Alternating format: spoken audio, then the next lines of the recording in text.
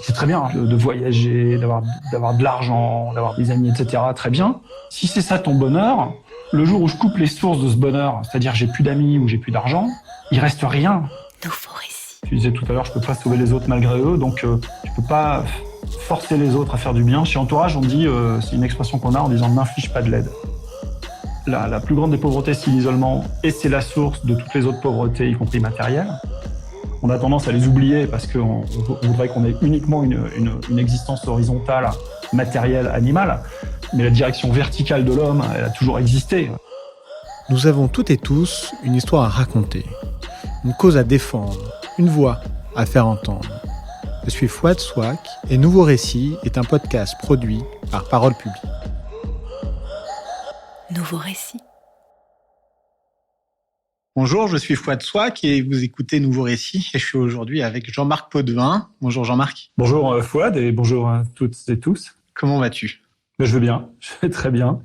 Il fait beau, c'est une belle journée. Je suis dans mon petit village, là où j'habite, au-dessus de Grenoble, avec une belle vue sur le Vercors, donc c'est sympa. J'ai 2 sœurs, j'en ai une qui est vécue à Grenoble. C'est quand même plutôt une ville, je vais dire intéressante, mais surtout en arrière-pays magnifique. Ouais, c'est ça. Je suis originaire de Lille, mais en vrai, Lille est bien mieux que Grenoble, mais sauf que les alentours, c'est imbattable ici, quoi. Donc, ce qu'il faut, c'est mettre Lille à la place de Grenoble. Et là, t'as le bon mix. C'est vrai. Et comment t'as atterri à Grenoble ? J'ai suivi mon chèque. C'est-à-dire qu'à l'époque, il y a 20 ans, plus de 20 ans, je bossais dans une grande multinationale. Et j'ai démissionné pour rejoindre une start-up qui était basée à Paris, qui venait de se fonder. Et au bout d'un an, je me suis rendu compte que les vrais fondateurs de la start-up, c'était des scientifiques qui habitaient ici à Grenoble. Et je me suis déplacé pour centraliser les actions ici. Donc, en 2000. D'accord, ok. Et c'était quelle boîte, quelle start-up ? Quel coût ? Moi, je suis ingénieur et du coup, ma spécialité, c'est l'innovation tech. Et on était dans les années un peu folles d'Internet, dans les années 2000. Et donc, quel coût ? On avait on avait développé un comparateur de prix, ce qui était novateur à l'époque, qui s'est transformé en Product Search, donc un système pour radicalement transformer la façon dont on peut faire du commerce en ligne. Voilà. Et moi, j'étais le CTO de cette start-up. Qui a cartonné. Hein. Ouais, ça a cartonné. Est-ce que les générations de moins de 30 ans connaissent quel coût ? Alors, la boîte existe toujours. Hein, il y a toujours, 50 ou 100 collaborateurs. Donc, on a fait un truc durable. On n'a pas du tout, quel coût n'a pas aujourd'hui du tout la notoriété qu'il y avait à l'époque. En 2004, de mémoire, on faisait 30 millions d'utilisateurs uniques chaque mois sur toute l'Europe. Donc, c'est pas le cas aujourd'hui, donc je pense pas qu'ils connaissent, mais l'activité existe toujours, absolument. Ouais, c'était un des pionniers de la tech au début du XXIe siècle en France. En fait, ouais, dans l'e-commerce notamment, c'est-à-dire que tout le monde avait prédit que l'Internet et le web, parce que l'Internet c'est vieux, mais le web était plus récent, que le web allait diminuer le nombre d'intermédiaires entre le consommateur et les producteurs, en disant on va connecter des trucs en direct. Et nous, on a fait le pari inverse. C'est-à-dire, on a rajouté un intermédiaire qui s'intercalait entre les commerçants et les consommateurs pour permettre de comparer tous les prix d'un coup. Voilà, quel coup compare les prix d'un coup. Ouais. Et ça, c'était novateur et du coup, ça a pas mal marqué son temps. On a fait une des plus belles sorties de l'Internet en vendant la boîte à Yahoo, qui à l'époque était un peu on va dire le Google ou le Meta d'aujourd'hui, quoi. C'était le gros acteur dominant américain partout dans le monde. Ouais. Et donc, on a fait une très belle sortie en vendant près de 500 millions la start-up aux géants américains. Et on est devenu Yahoo Shopping, qu'on a déployé en Asie, en Amérique du Sud. Voilà. Ça, c'est la manière dont on te voit. Il y a plein de choses. C'est la manière dont on te voit, c'est la manière dont on te connaît. Ce que j'ai envie que l'on fasse, et c'est marrant parce que ça me pose déjà plein de questions. C'est évidemment que tu te présentes pour que les auditeurs puissent te connaître, même si en vérité, c'est une étape sur laquelle j'aimerais bien passer rapidement parce qu'il suffit d'aller sur Internet, on écrit Jean-Marc Potvin et puis on lit bien ce que l'on a envie de lire sur ton parcours. Néanmoins, ça me pose déjà 2 ou 3 questions. La première, c'est est-ce que quand on se présente, on est ce que l'on fait ou ce que l'on a fait, ou est-ce qu'il y a une meilleure présentation de soi que l'on peut faire ? Et donc, c'est la façon dont tu peux introduire un petit peu cet épisode. Et puis, la deuxième question, justement, sur quel coup ? qui était donc un petit peu à l'origine justement de cette grande vague technologique et d'appropriation du web. La question c'est, avec quel recul, comment vois-tu l'évolution des usages et de la manière dont on vit aujourd'hui avec Internet et avec le web, et à l'époque où tu as développé Quelcou? Alors, pour ta première question, ça me fait sourire parce que j'ai souvent dit, et je le pense sincèrement, que c'est un des pièges des entrepreneurs, c'est d'identifier leur vie à leur business ou à leur profession. On a tendance un petit peu tous à le faire. Je me présente, je suis directeur d'une banque, je suis professeur de médecine, je suis je sais pas quoi. Donc on a une vraie capacité, et c'est un habitus social, hein, à se présenter avec ce qu'on réalise professionnellement. Et du coup, moi, quand je me présente, j'ai pas une façon de me présenter. En fait, je me présente différemment suivant la personne que j'ai en face de moi, si c'est un cadre privé, si c'est un cadre associatif, si c'est un cadre professionnel. Pour me présenter, du coup, ici, c'est de dire aujourd'hui, ce que je fais, c'est que je suis entrepreneur social. C'est ce qui me caractérise parce que c'est la manière mon action principale aujourd'hui, elle est là. Je suis entrepreneur social en tant que fondateur d'une association qui s'appelle Entourage et qui vise à lutter contre la grande exclusion au moyen de la tech. C'est-à-dire qu'on a développé, pour simplifier, une appli mobile qui connecte des voisins avec et sans abri. Et donc, c'est un réseau social, vraiment social, qui est dirigé comme une start-up, mais non-for-profit. Donc, il n'y a pas de but de gagner de l'argent. D'abord, on en perd. Et voilà. Donc, pour me présenter, si je dois faire un podcast, je vais dire, je suis Jean-Marc Potvin, je suis le fondateur et président de l'association Entourage. Voilà. Eh bien, moi, j'ai un grand plaisir. J'ai une grande joie, c'est que je vais me marier cette année. Et donc, quand on se marie, on va à la mairie, on dépose un dossier et on demande systématiquement, et ça je crois que c'est pas que pour le mariage, mais c'est pour tous les actes administratifs, c'est la profession. Alors, on ne peut pas se définir autrement que la profession, parce que manifestement, ce qui nous caractérise, c'est bien la manière dont on gagne de l'argent. Si tu aimes faire du sport quotidiennement, tu peux pas marquer en fait que ce qui me caractérise, c'est ma passion. Ouais. Mais pourquoi on en est arrivé là? Vaut mieux pas trop m'embarquer sur le sujet des formulaires administratifs et des trucs qui se passent à la mairie. Enfin, c'est un truc qui est capable de me donner de l'énergie. C'est ça, quoi. Précisément ça. Ce qui fait d'ailleurs que sur ce genre de formulaire, moi, je réponds pas à ma profession, je mets ingénieur, quoi. Enfin, ce qui est nul. C'est juste un diplôme. C'est pareil, ça me caractérise pas non plus, quoi. Mais on est bien d'accord. Ouais. Et puis, je vois pas pourquoi ils viennent nous demander notre profession, quoi. En quoi ça les regarde? Enfin, il y a un côté de ces systèmes bureaucratiques qui est juste insupportable, qui est leur capacité à nous réduire, à nous priver de liberté les gens, à les enfermer dans des cases. C'était d'ailleurs une des grandes espérances du début de l'Internet, qui a été fait pas mal par des gens qui étaient épris de liberté, hein, qui est un espace non contrôlé par les États, non contrôlé par la bureaucratie administrative. En tout cas, ça se voulait comme tel au début.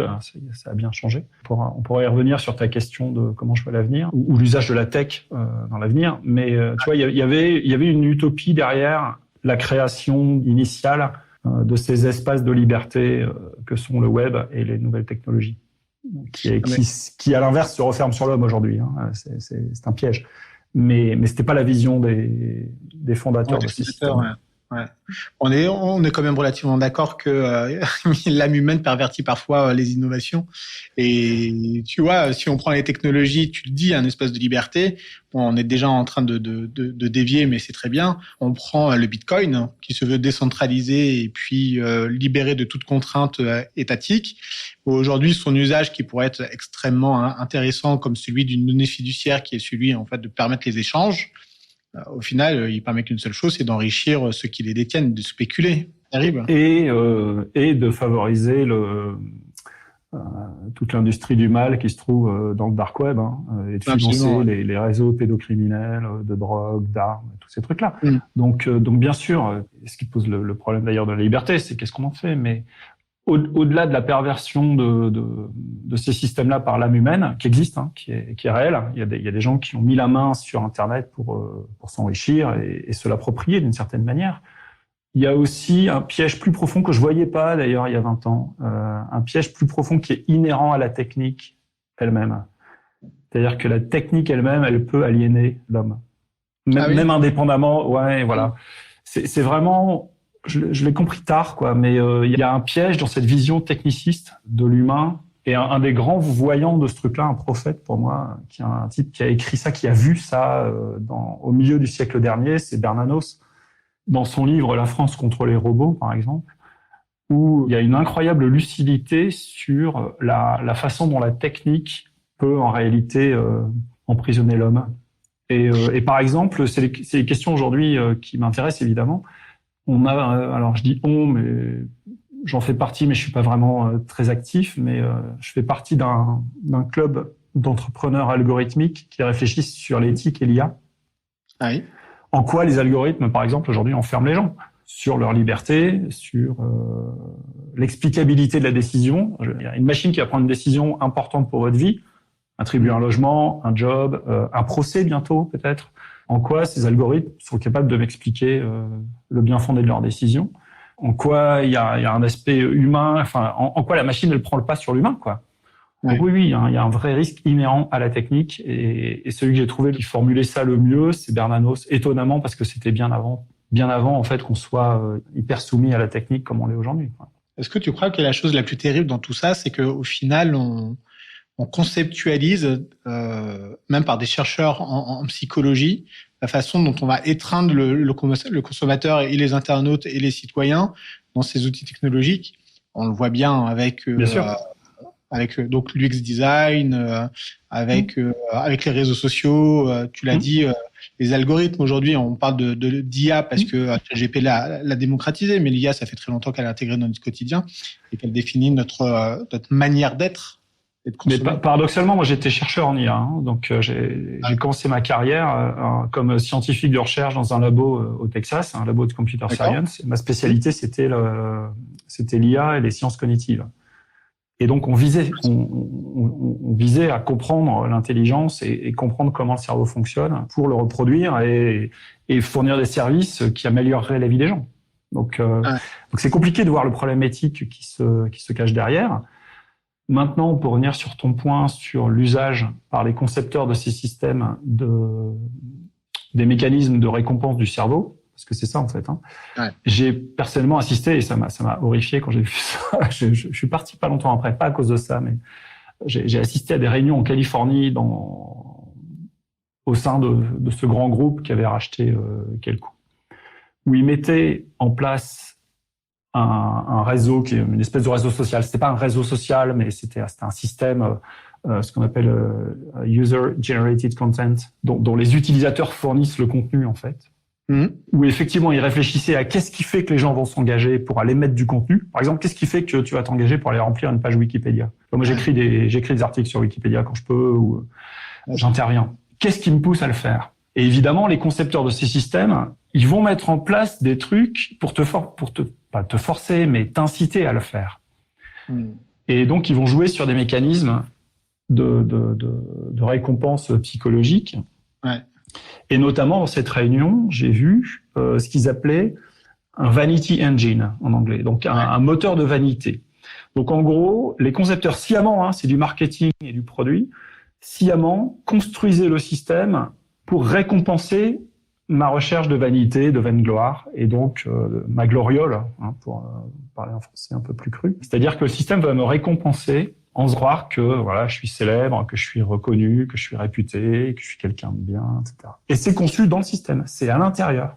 Si aujourd'hui je vais sur Twitter, moi je suis un utilisateur de Twitter, et que je dis un truc sur Twitter, évidemment je vais avoir tendance à aller regarder derrière si on m'a retweeté, si mon truc a du succès, enfin si je suis intéressant en vrai.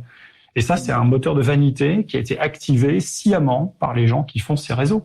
Moi, je trouve ça très intéressant parce que je m'étais intéressé à ces sujets. Il y a un bouquin qui s'appelle Hooked, qui avait été écrit par Nir Eyal. Je ne sais pas si tu le connais. Alors, je l'ai pas lu, mais j'ai lu pas mal de trucs sur les hooks.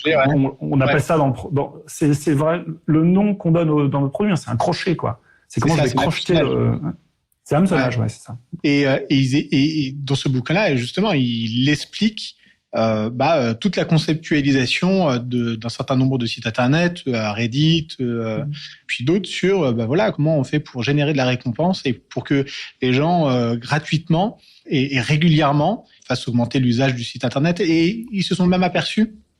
Moi, j'ai pas envie j'invite à aller lire ce bouquin-là, tout de même, pour que les gens aient conscience des mécanismes qui sont mis en place de manière consciente, et qui relèvent de la manipulation.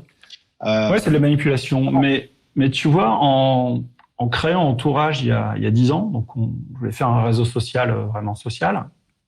D'une certaine manière, je suis dans ce paradoxe parce que je dis la technique aliène potentiellement et on va utiliser la technique. Et du coup, on avait réfléchi à ça en disant est-ce qu'on peut imaginer une tech positive ? C'est-à-dire que plutôt que d'avoir les problèmes des technologies utilisées dans les réseaux sociaux habituels, faire l'inverse. Et ça veut dire quoi faire l'inverse ?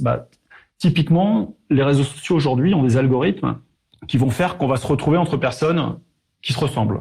Ouais. C'est vraiment fait comme ça. C'est-à-dire que les personnes que je vais te présenter en disant celui-là, tu devrais le connaître, il a fait la même boîte que toi, il est dans les mêmes centres d'intérêt, il a la même formation, il y a un background culturel équivalent, il y a des réseaux qui connexent. Donc, je vais présenter les gens qui me ressemblent. Après, j'ai des algorithmes qui vont sélectionner le contenu, voire maintenant fabriquer le contenu automatiquement pour toi. Ils vont voir que dans ta communauté, les gens, ils likent ce film, cet article, ces idées, ce type d'artiste, etc. Donc, je vais te présenter ces contenus, voire te fabriquer ces contenus. Et du coup, tu crées des bulles de gens qui sont entre eux, qui voient un monde qui est différent de ceux que les autres bulles de gens vont voir. Et quand tu as fait ça, en fait, tu t'es coupé du monde. Tu vois qu'une fausse partie du monde, les interactions sont virtuelles, et tu te clashes avec les autres parce que les autres comprennent rien, vu que, en gros, ton réseau, il te confirme tous les jours dans ce que tu penses, dans ce que tu es, dans ce que tu dis, et de l'autre côté, les autres bulles, elles font l'inverse. Et donc, tu te détruis, tu te clashes, et on voit des clashs absolument violents sur les réseaux sociaux de gens qui ne se comprennent pas, qui peuvent plus se parler, en fait. Donc, est-ce qu'on peut faire l'inverse en utilisant ces mêmes technologies? C'est-à-dire faire en sorte qu'on rencontre des gens qui sont très différents l'un de l'autre. Avec Entourage, on est amené à rencontrer une personne qui vit peut-être dans un foyer de migrants, ou qui est à la rue, ou qui vit dans des hôtels sociaux, qui est complètement isolé, quoi. Mais qu'on croise jamais vraiment, alors qu'on partage les mêmes trottoirs, mais on se parle pas parce qu'on n'a pas du tout le même background ou la même histoire. Donc, on va faire se rencontrer des gens très différents, l'inverse de ce que font les réseaux sociaux. On va les faire se rencontrer dans la vraie vie, l'inverse de ce que font les réseaux sociaux, où en fait, je vais virtualiser ma relation, ce qui fait que l'autre, ça devient quelqu'un que je peux insulter et éventuellement débrancher le jour où il me déplaît, alors que dans la vraie vie, je peux pas débrancher le mec que j'ai en face de moi, quoi. Ouais. Donc, tu vois. Et du coup, de dire, est-ce que cette technologie, on peut imaginer une technologie positive qui, par conception, irait faire l'inverse de ce qu'on fait dans les réseaux sociaux habituels pour emprisonner les gens, quoi. Et t'as pas l'impression que souvent les innovations commencent avec toutes les meilleures intentions du monde et que très rapidement, en fait, elles sont perverties, tu vois. Moi, ce que tu dis tout à l'heure, ce que tu as dit en introduction, c'est-à-dire le web comme un espace de liberté, moi, j'y crois à 200%, sauf que, on l'a vu encore une fois, tu l'as cité, les éléments néfastes des crypto-monnaies. Moi, par exemple, les applications de rencontres, Tinder, c'est pareil. C'est hyper intéressant de se dire que des personnes qui sont peut-être un petit peu isolées ou qui ne trouvent pas chaussures à leurs pieds vont pouvoir, sur une application, rencontrer des personnes qui, justement, ne font pas partie de leur milieu. Et au final, on provoque l'inverse parce que on surconsomme finalement la rencontre et on ghost très rapidement des êtres humains, soit même considérer un petit peu leur sentiment ou leur parcours. Facebook, les réseaux sociaux, c'était connecter les gens, mais au final, aujourd'hui, pour les intérêts économiques et de croissance de ces entreprises, eh bien, il faut procéder autrement. Il faut s'éloigner de la mission de base. Est-ce que tu crois que, s'agissant et des technologies, mais de tout, les bonnes volontés sont toujours un petit peu perverties? Oui, moi, ce que je pensais à l'époque, quand j'étais vraiment au cœur de ce système-là, c'était de me dire la technologie, elle est ni bonne ni mauvaise, elle est neutre. Et ça dépend de ce qu'on en fait. Et donc, effectivement, je peux pervertir si j'en fais un usage pervers. Et donc, bien sûr que l'âme humaine qui va chercher à s'enrichir, qui va chercher sa propre gloire, qui va chercher son propre plaisir, va avoir tendance facilement à instrumentaliser l'autre, de faire travailler le mec sans le payer ou en le payant très mal, je vais séduire telle ou telle personne essentiellement parce que voilà, j'en ai envie et en fait c'est pour mon propre plaisir, etc., etc. Donc cette tendance-là chez l'homme et chez la femme, elle existe. Je veux dire, elle est partagée. Hein. Elle est, je sais pas si elle est née ou pas, mais en tout cas, elle est là, quoi, et elle bouge les gens. Elle pousse les gens à faire des actions pour lesquelles ils voient pas forcément le mal. Sur Tinder, j'ai dragué un petit peu, etc. Et qui peuvent effectivement abîmer, détruire, violenter, dominer. Enfin voilà. Et les conséquences de ça, elles se traduisent macroscopiquement par la dégradation de la planète. Il y a des gens dont je fais partie, dont tout le monde fait partie, hein, qui se sont appropriés des biens pour vivre plus confortablement. Donc la crise écologique, elle vient de cette perversion de l'âme, mais la crise sociale, pareil. L'existence de la grande pauvreté, l'existence d'exclus, l'existence de personnes qui sont agressées, etc. C'est la même racine. Donc ça, c'est probablement la violence que l'homme est capable l'homme et la femme, hein, qu'on est capable de créer, quoi. Et la tech, elle a juste servi d'outil qui permet de démultiplier ça potentiellement, quoi. Oui, parce que l'hypercroissance des entreprises de la tech, c'est aussi l'hypercroissance des inégalités que l'on voit. Bien sûr. C'est l'innovation qu'on a pu créer tous, hein, même nous chez Kelkoo, mais que ce soit Amazon, ou Google ou les autres. C'est une innovation, on aime l'appeler disruptive, en disant on disrupte un système, on fait beaucoup mieux qu'avant, etc. Mais en réalité, on détruit ce qui était existant. Donc, quelque part, on a pris la valeur d'un écosystème qui a été détruit. Je veux dire, les gens qui fabriquaient des GPS avant, maintenant, avec les téléphones, il n'y a plus besoin d'un GPS, j'ai plus mon boulot, hein, etc. Donc, j'ai forcément détruit un existant pour en capter. Si Google, Microsoft ou Amazon sont si riches aujourd'hui, c'est bien ça qui s'est passé. Ils ont grossi sur la destruction, en fait, d'autres écosystèmes. Il y a une destruction d'écosystèmes au profit d'un système qui est mieux foutu, qui est mieux pensé, ce qui fait qu'ils gagnent parce que les gens vont là parce que du coup ça va être moins cher, ça va être plus pratique. Mais il y a des destructions terribles à côté, quoi. Oui, c'est ça qui est super intéressant et dans le monde qui est en train de se construire ou qui fonctionne de toute façon de manière inhérente de cette manière. On le voit avec ChatGPT, avec les IA génératives. On sait très bien que c'est la mort des traducteurs. Aujourd'hui, on a envie de communiquer avec le monde entier en chinois, en latin ou en arabe ou en brésilien. C'est extrêmement facile avec ChatGPT d'avoir son texte traduit et pour rien. Donc, il y a toute une profession qui est en train de disparaître, si elle n'a pas déjà disparu. Néanmoins, et c'est là où j'ai envie de t'amener, ça apporte un service. Et c'est ça qui est terrible. Ça veut dire que ça répond à un besoin d'immédiateté, de qualité et aussi de réduction des coûts. Moi, ça facilite mon quotidien. C'est ça la vocation d'un produit et d'un service, c'est d'apporter du mieux. Mais bien sûr, moi, je suis en lien là assez personnel avec une personne qui est un primo arrivant en France, qui fuit les persécutions d'un régime communiste en Afrique. Donc, sa famille était vraiment persécutée, son père a disparu, lui-même est menacé de mort. Donc il se cache, il est à la rue ici, en France. Mais son outil le plus précieux, c'est son smartphone et son traducteur. Hein, parce qu'il parle pas la langue, comment il se débrouille face aux administrations, aux associations, aux forces de l'ordre, à je sais pas qui, enfin, tous les jours de la vie. Donc bien sûr que ça rend des services incroyables. En tout cas, sur cette catégorie de primo-arrivants, le smartphone, c'est l'outil essentiel. Facebook, on le critique, mais ça leur permet de rester en lien avec leur famille, quoi. Il y a les outils de traduction. Je peux stocker dans le cloud mes photos, mes papiers d'identité, mes scans. Donc même si je dors à la rue et qu'on me vole mes affaires, comme ça arrive tout le temps, avant, j'avais plus de papier, je pleure.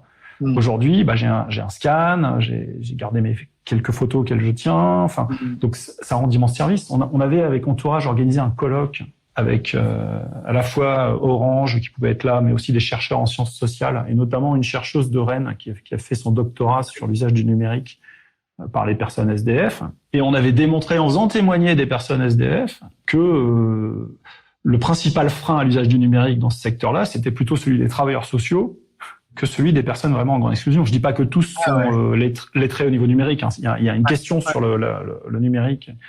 Mais on a fait témoigner un type qui dormait dans sa tente et qui expliquait, moi j'ai le Wi-Fi dans ma tente. Parce que il y a le restaurant à côté qui m'ouvre ils savent que je suis là, ils me connaissent, de temps en temps ils me filent un sandwich. Ils m'ont ouvert leur réseau Et évidemment, le gars, il est tout seul, personne ne lui parle.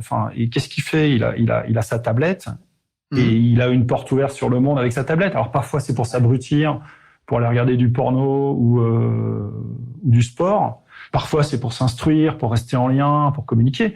Donc oui, il y a un usage du numérique par ces personnes-là, bien sûr. Et Entourage le prouve. Hein. On a ce que j'allais dire. On a des dizaines de milliers de personnes SDF qui sont dans le réseau Entourage, qui est une communauté d'entraide en fait, et de rencontres. Et 50% d'entre eux, quand on mesure un petit peu, quand on va leur parler, 50% d'entre eux sont suivis par aucune autre association. En tout cas, c'est du déclaratif. Donc, ils nous déclarent qu'ils sont suivis par aucun travailleur social ou aucune autre asso. Ça veut dire qu'on touche par le numérique. On a embarqué des gens qui sont hors circuit complet, quoi. Ça veut dire qu'ils le sont vraiment. Encore une fois, c'est déclaratif. Ouais. Mais ne serait-ce qu'ils sont forcément touchés par les maraudes, forcément pas. Mais en tout cas, ils ont ce sentiment de pas l'être. Et c'est des gars qui ont pu taper sur Google Solidarité, qui ont vu Entourage, qui se sont dit tiens, une appli, ils se sont connectés dessus. On les a invités à une soirée de convivialité autour de chez eux, ou bien une partie de molki solidaire, ou je sais pas quoi, ou un petit déjeuner, ou une soirée jeu de cartes. Qui sont venus et ils ont rencontré des gens. Et au départ, ils ont téléchargé l'appli en disant je vais peut-être trouver un peu d'aide. Et puis très vite, ils ont trouvé des amis, quoi. Mais ils ont été hameçonnés, entre guillemets, par le numérique. C'est pas un hameçonnage, on n'a pas dit tiens, on va les piéger, quoi. Mais on a été les chercher là, quoi. C'est incroyable parce que tu sais très bien que l'un des sujets du numérique, c'est évidemment aussi celui de l'exclusion de ceux qui n'y ont pas accès. Donc, quand on entend parler d'entourage. Ouais, mais attention, parce que déjà, je voudrais mettre un bémol là-dessus. La réalité, c'est que c'est pas tellement l'accès au web qui pose le problème. Le problème, c'est que va te créer, par exemple, une identité numérique sur France Connect et sur La Poste. Avec un bac+5, un passeport, une bonne caméra, tu pleures. C'est-à-dire que la procédure qui est derrière, elle est tellement incompréhensible, complexe, avec des doubles authentifications, des machins, des trucs, que tu t'y perds toi. Ouais. C'est-à-dire que c'est pas tant est-ce que je sais accéder à un navigateur Internet, que c'est quoi la logique de cette procédure qu'ils sont en train de me faire, les papiers qu'il faut que je leur prouve. Et à la fin de la procédure, il y a toutes les chances que j'ai eu ça l'autre jour, il fallait que je refasse faire mon passeport. Super, je peux tout faire en ligne, je fais le truc en ligne. Tu signes en ligne, et à la fin ils disent mais tu vas prendre rendez-vous maintenant avec la mairie pour aller signer devant eux. J'ai fait quoi? Mais pourquoi je viens de faire 1 heure pour rien si je dois aller faire la queue à la mairie, quoi? Donc ce qui est complexe, c'est en fait, ils ont juste pris leur usine à gaz administrative habituelle et ils l'ont mise sur Internet. Donc oui, c'est complexe, mais c'est pas le web qui pose problème. C'est leur usine à gaz administrative derrière avec les règles kafkaïennes, quoi. C'est ça le problème. Non, mais ça me plaît beaucoup ce que tu dis là parce que c'est exactement là où je voulais mettre le doigt. On parle de cette exclusion face au numérique, les personnes âgées. Mais tu le dis, le problème, c'est pas d'emmener le tuyau d'Internet jusqu'à chez eux. C'est pas d'installer une tablette ou un ordinateur et un navigateur. La question, c'est l'usage. C'est que ça peut l'être. Pardon, je te coupe, mais tu vois, ça peut l'être dans un certain nombre de cas, mais c'est pas le seul problème. Mais quand et tu l'as bien dit, j'ai travaillé dans les Côtes-d'Armor, au département des Côtes-d'Armor, à assez haut niveau. Et donc, j'ai pu voir un certain nombre de transformations par rapport au service public, et notamment en se disant tiens, Internet, le web, ça va faciliter justement les démarches avec les usagers et le public. Et non, par exemple, donc pas pour le département des Côtes-d'Armor, mais pour la préfecture et pour les préfectures en règle générale, ils se sont dit on ferme l'ensemble des guichets pour que le point d'entrée soit Internet, en se disant que un portail Internet faciliterait leur vie parce que, je sais pas, si tu vis à 50-70 km de la préfecture ou d'une sous-préfecture, c'est quand même beaucoup plus facile pour toi Non, mais en fait, pas du tout. Ça a complètement perdu les gens. Ils n'y arrivent pas. C'est kafkaïen. De toute façon, en fait, il n'y a pas d'UX, il n'y a pas d'usage. Enfin, c'est vraiment très difficile. Et au final, les gens sont encore plus éloignés du service public. Alors que normalement, c'est certainement vrai pour certaines populations. Et c'est là où on voit que c'est pas tout blanc tout noir la tech. Et clairement ça rend des services. Moi je suis heureux de pouvoir faire ma déclaration d'impôt sur Internet plutôt qu'avec le papier qu'on faisait avant. etc. Et je me suis créé un compte sur France Connect et j'ai mon identité numérique, évidemment. Mais j'ai galéré, j'ai vraiment galéré. Mais ce qui est intéressant, encore une fois, c'est de dire que les personnes, et c'est bien la vocation d'Entourage, et tu auras l'occasion vraiment de rentrer dans le détail et de nous dire en quoi Entourage apporte ce plus pour des personnes que l'on a oubliées, que l'on ne voit plus, et que finalement ces populations qui souffrent d'exclusion sont ramenées un petit peu dans le jeu social grâce au numérique. En fait, sur un problème aussi ancien qui est la grande exclusion, le sans-abrisme et un certain nombre de conséquences, parce qu'on réduit parfois la grande exclusion au fait d'être sans-abri, mais en fait il peut y avoir des très grandes situations d'exclusion, d'isolement, de pauvreté. Même si on a un toit. En fait, pour régler un problème aussi ancien, il faut le regarder avec un œil neuf. Sinon, on va faire que répéter les trucs qui marchent pas depuis 500 ans, quoi. Et l'œil neuf qu'on porte chez Entourage, c'est de dire la plus grande des pauvretés, c'est l'isolement. Et l'isolement est à la source de bien des pauvretés, y compris matérielles. C'est-à-dire que l'isolement social est non seulement une grande souffrance pour ces populations-là, parce qu'on les voit pas, on les regarde pas, on les considère pas, on considère qu'elles font pas partie de notre jeu humain d'interaction habituelle, que ce soit dans le travail, ou dans le loisir, ou dans le culturel.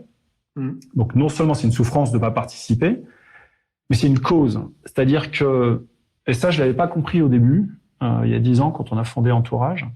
Moi, je pensais qu'on allait soulager une souffrance. En fait, l'histoire d'Entourage, ça a démarré par des rencontres que j'ai pu faire en allant travailler le matin par des personnes qui vivent dans la rue, d'accord. Et au lieu de me demander un sandwich ou de l'argent, elles m'ont dit moi, j'existe pas, j'ai pas de prénom, on me parle pas, je suis un sac poubelle sur le bord du trottoir, etc. Question de dignité. Ouais, d'existence, quoi, tout simplement. J'existe pas, j'ai pas de prénom, tu vois. On me voit pas, je suis invisible. Et si on me voit pas, si j'ai pas de prénom, quelque part, mais ça c'est la déduction que tu en fais, qu'est-ce qui fait que je pourrais avoir envie de me lever, de me trouver des solutions, de m'en sortir, quoi. Qu'est-ce qui m'attire? Rien, quoi. Donc un vrai problème de motivation profond. Et donc, ce que je disais, c'est qu'en créant Entourage, je pensais régler cette souffrance, entre guillemets, en disant, mais c'est pas vrai, en fait, on vous voit, sauf qu'on sait pas comment agir. On n'ose pas s'arrêter, discuter. C'est vrai, ça? Tu crois? On les voit? Oui, c'est vrai, ouais, il y a beaucoup de... Oui, on les voit, oui. On les voit, mais on les ignore. Oui, mais on les ignore parce qu'on a peur, parce qu'on sait pas quoi faire. Tu vois, je pense quand même qu'il y a un bon fond chez l'homme et chez la femme, quoi. Évidemment, on est touché par ces personnes-là. Il y a qu'à regarder comment un enfant est touché quand il voit une personne sans abri. Et on désapprend progressivement à dire c'est mon problème. En fait, on va s'éduquer en disant j'y peux rien, je peux pas prendre toute la misère du monde sur les épaules, c'est pas mon problème. Mais c'est pas naturel. Mais un enfant devant une personne sans abri, tout de suite, spontanément, il va dire mais il faut faire quelque chose, quoi. Est-ce que tu crois que parfois, quand on les voit, on a aussi peur de se retrouver dans cette situation-là? Oui, il y a des peurs internes, il y a des peurs de se dire aussi cette personne est peut-être en situation de désespoir, elle va s'accrocher à moi comme une bouée et je vais couler avec elle ou je vais pas pouvoir m'en sortir. Enfin, il y a plein de choses qui se passent dans la tête de type peur, de renvoi à sa propre pauvreté, etc. Toujours est-il que donc entre cette compréhension que j'avais au départ de dire on va soulager une souffrance qui est celle de pas exister, donc et de dire aux voisins allons à leur rencontre, créons des liens d'amitié et parlons-leur et faisons vraiment connaissance, ça c'est ce que fait Entourage. Et aujourd'hui, je comprends différemment ce qu'on fait, c'est-à-dire que en fait, il y a autant d'histoires que de personnes en situation de rue, donc les causes d'arriver à la rue, elles sont diverses. Par contre, il y a des constantes, c'est toujours multifactoriel, il y a toujours plusieurs accidents de la vie qui vont s'accumuler. C'est pas juste un divorce ou l'alcoolisme ou la perte d'un job ou je sais pas quoi. On va cumuler. Et deuxièmement, il y a toujours une brisure de la relation à l'autre. Et très souvent à l'intime de la personne. Les enfants qui sont à l'aide sociale à l'enfance, qui sont supposés être protégés dans des familles d'accueil ou dans des foyers, s'ils sont violentés par un éducateur, y compris sexuellement, au moment où cet enfant se construit, c'est-à-dire que la personne qui devrait m'éduquer, me protéger, me faire grandir, en fait, à un moment donné, me détruit, me trahit, me fait du mal. Des divorces violents, où il y a des violences intraconjugales, où les personnes sortent complètement démolies. Et donc, si j'ai une brisure de la relation à l'autre, je crois plus en l'autre, il va me trahir, il va me faire du mal.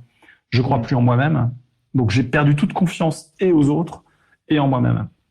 Et je m'effondre. Et c'est là où, quand je disais la pauvreté, la plus grande des pauvretés, c'est l'isolement, et c'est la source de toutes les autres pauvretés, y compris matérielles, c'est que quand j'ai dans la tête ce schéma dans lequel l'autre est potentiellement agressif et va me faire du mal, et d'ailleurs il va le faire parce que je vaux rien vu qu'on m'a agressé, donc je vaux rien, je peux pas m'en sortir face aux accidents de la vie. J'ai pas le ressort, j'ai pas la psychologie pour m'en sortir, j'ai pas l'aide des autres. Et c'est là où Entourage a vraiment sa spécificité, c'est de dire, si le lien social a brisé ces personnes, peut-être que le lien social peut rétablir, guérir cette blessure. Et c'est très complémentaire à tout le travail associatif fait sur le logement, sur la nourriture, sur les habits, sur les soins, qui sont essentiels, mais qui s'adressent à la personne animale, quelque part, au bien-être physique. J'ai besoin d'un toit, oui, j'ai besoin d'un toit, j'ai besoin d'un chauffage, j'ai besoin d'une sécurité. C'est le bas de la pyramide de Maslow, mais qui s'adresse aux composantes supérieures de je suis un être relationnel, avec un besoin de réalisation, avec des envies culturelles, avec des envies de contact, affectives. Tu penses que la reconnaissance est peut-être un peu trop haut sur la pyramide et qu'il faudrait peut-être la baisser un petit peu? Voilà, le travail que fait le gros du secteur social, c'est sur les couches 1 et 2 de la pyramide de Maslow. Alors qu'Entourage, et c'est pour ça qu'on est, quelque part, on est complémentaires à ce travail. Nous, on vise, grâce aux voisins, en bougeant les voisins, de remettre la personne dans une dynamique relationnelle positive. Et l'erreur, et d'ailleurs, ATD Carmonde l'a démontré, ils ont fait ce qu'ils appellent une université ils font de la science-action, en fait, avec des personnes en grande pauvreté, qui ont étudié cette pyramide de Maslow et qui ont dit, mais c'est n'importe quoi. En fait, c'est pas une pyramide. L'homme n'est pas une pyramide. Et ils ont redessiné la pyramide de Maslow sous forme d'une boule, d'une sphère de reconnaissance, les besoins culturels, les besoins de formation, les besoins de relations, les besoins spirituels et les besoins matériels. Si on s'adresse à ces personnes uniquement en ayant en tête, comme je le faisais, uniquement en ayant en tête, il a besoin d'un sandwich, d'une couverture ou de 2 €, je l'ai pris pour un ventre. C'est super intéressant. Quelque part, je l'ai pas pris pour un être humain. Si je m'adresse à lui en me disant, mais tiens, il y a une personne à rencontrer, qui a peut-être une histoire, qui a peut-être des choses à dire, qui a peut-être je m'adresse à une personne, quoi, et pas à sa situation qui est déplorable, qui devrait pas exister, qui est scandaleuse. Mais je veux pas réduire la personne à sa situation, quoi. Ça provoque chez moi beaucoup de choses, parce que dans mon histoire personnelle, donc on est 4 frères et sœurs, et il s'avère, je vais pas rentrer dans les détails, mais il s'avère en fait que j'ai perdu mon père quand j'étais adolescent. Mon petit frère était vraiment petit. Et il nous a vu partir pour nos études. Il s'est retrouvé tout seul avec une mère qui a pu faire ce qu'elle a pu dans ce genre de situation-là. Et on voit les difficultés dans lesquelles il s'est mis parce que effectivement, il a peut-être considéré que des choses de la vie, des parcours naturels de la vie, s'étaient traduits chez lui comme une forme de trahison. Ouais, trahison, abandon. Abandon, ouais, absolument. Ouais. En plus du traumatisme en fait qu'il a vécu avec. Mais qui peut être vécu aussi comme un abandon, même si c'est pas une volonté du père, mais. Ouais, absolument. C'est une trahison de la vie, quoi. Je me suis beaucoup interrogé, donc on est là, on l'aide, on l'entoure. Il y a des frères et sœurs, il y a des parents, il y a une famille, tu vois. Et malgré tout, il se sent seul. Et peu importe la manière dont on essaie de lui venir en aide. Parce que cette aide aussi vient de nous, c'est peut-être pas la réponse qu'il attend. Je connais pas ta situation particulière, mais ce qui est certain, c'est que le fait de l'entourer par sa famille, par ses propres frères et sœurs, c'est essentiel. Donc, en fait, si j'élargis un petit peu le cercle de notre conversation, en France aujourd'hui, on a 10%, donc on parle de plus de 6 millions de personnes, 10% de la population qui est complètement seule. C'est-à-dire qu'il y a moins de 3 conversations par an.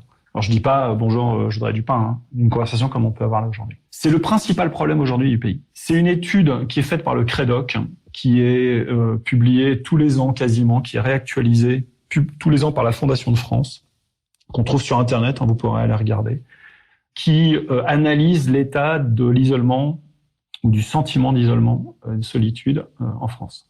Il faut savoir que l'Angleterre, il y a quelques années, a créé un ministère de la solitude. La France réfléchit à le faire. Ouais. Et sur ces plus de 6 millions de personnes, pourquoi est-ce qu'elles ont 0 lien? Parce qu'on a tous dans la vie 6 à 7 réseaux affinitaires.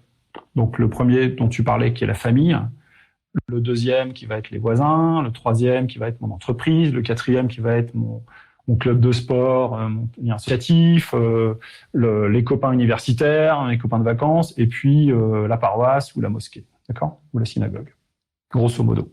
Ces personnes ont zéro réseau. Et le pire, c'est que si tu regardes sur les 10% au-dessus, les 10% au-dessus, il leur reste un réseau affinitaire dans lequel ils existent encore en tant qu'être social. Donc fragile.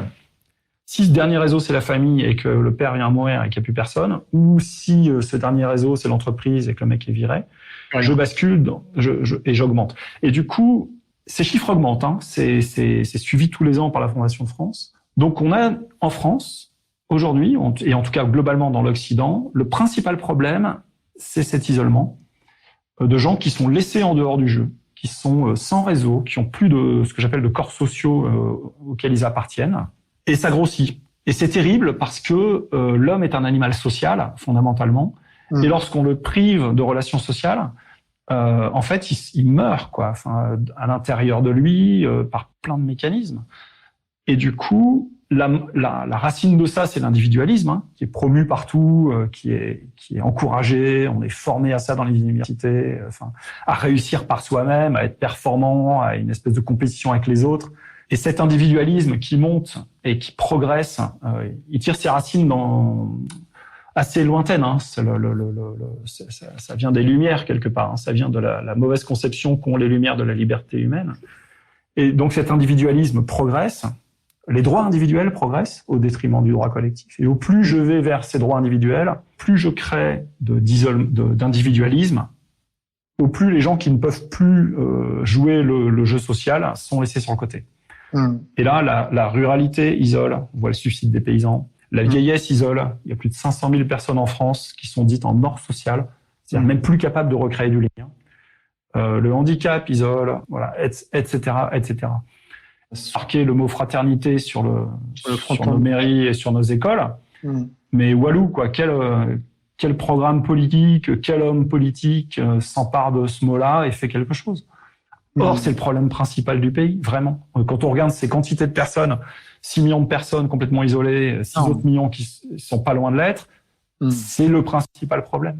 Parce que derrière, c'est de la pauvreté. Les femmes qui élèvent seules leurs enfants, là, qu'on appelle pudiquement des familles monoparentales, c'est elles qui battent tous les records de grande pauvreté dans leur catégorie. C'est extrêmement intéressant ce que tu dis là. On met le doigt sur le nœud du problème. C'est celui où on décide, au final, de placer l'intérêt supérieur de l'individu ou du collectif. Est-ce que c'est en me réalisant d'abord moi que je me permettrai ensuite de servir le collectif, ou est-ce que c'est parce que je fais partie d'un collectif que je me réaliserai? Tout le nœud du problème est ici. Exactement. Et pour moi, c'est la différence, par exemple, qu'on fait entre l'intérêt général et le bien commun. Moi, je considère pas du tout que je me bats pour l'intérêt général, parce que l'intérêt général, il peut être extrêmement destructeur pour le particulier. Alors que le bien commun, il va véritablement chercher ce bien commun qui est à la fois qui permet l'épanouissement personnel, mais aussi l'épanouissement du groupe dans lequel on se trouve. Donc c'est cette balance-là. Et aujourd'hui, on a mis le curseur sur les droits individuels, clairement, et de plus en plus. Et je revendique ce droit parce que c'est moi et ça prive personne, donc faites pas chier, donnez-moi ce droit que je réclame. Et j'ai annihilé à peu près tous les corps sociaux intermédiaires. Donc la famille qui a explosé depuis 20 ou 30 ou 40 ans, le syndicalisme qui a explosé, qui était un corps social. Je veux dire, le Parti communiste après la guerre, par exemple, avait vraiment une structure forte de sociabilité. La paroisse qui a explosé, enfin l'Église, on l'a dégommée. Donc tous les corps sociaux intermédiaires qui ont été laminés, où le citoyen se retrouve tout seul, ça a été un des trucs qui m'avait frappé dans l'exposition du plan pauvreté du quinquennat précédent par le président de la République. Sur son premier quinquennat, il expose un plan pauvreté. Il dit des choses très justes en disant on va s'attaquer aux racines de la pauvreté qui se développent dès l'enfance. Et c'est vrai qu'il faut taper là, quoi. Il y a un sujet dès la petite enfance. Et donc il égrène un certain nombre de mesures. Il arrive à la problématique de la complexité des aides sociales, qui est un véritable usine à gaz, une de plus, mais alors là, celle-là, elle est magnifique, où personne ne comprend rien, et où il dit, moi, ce que je veux, c'est qu'il y ait un guichet unique, où le citoyen peut être face à l'État-providence, en fait, et obtenir de l'aide sur tous les sujets. Donc sa vision, c'est de dire, il y a un État tout-puissant, et l'individu complètement isolé, qui par un guichet, éventuellement un site internet, si on est numérique, va avoir accès à tout.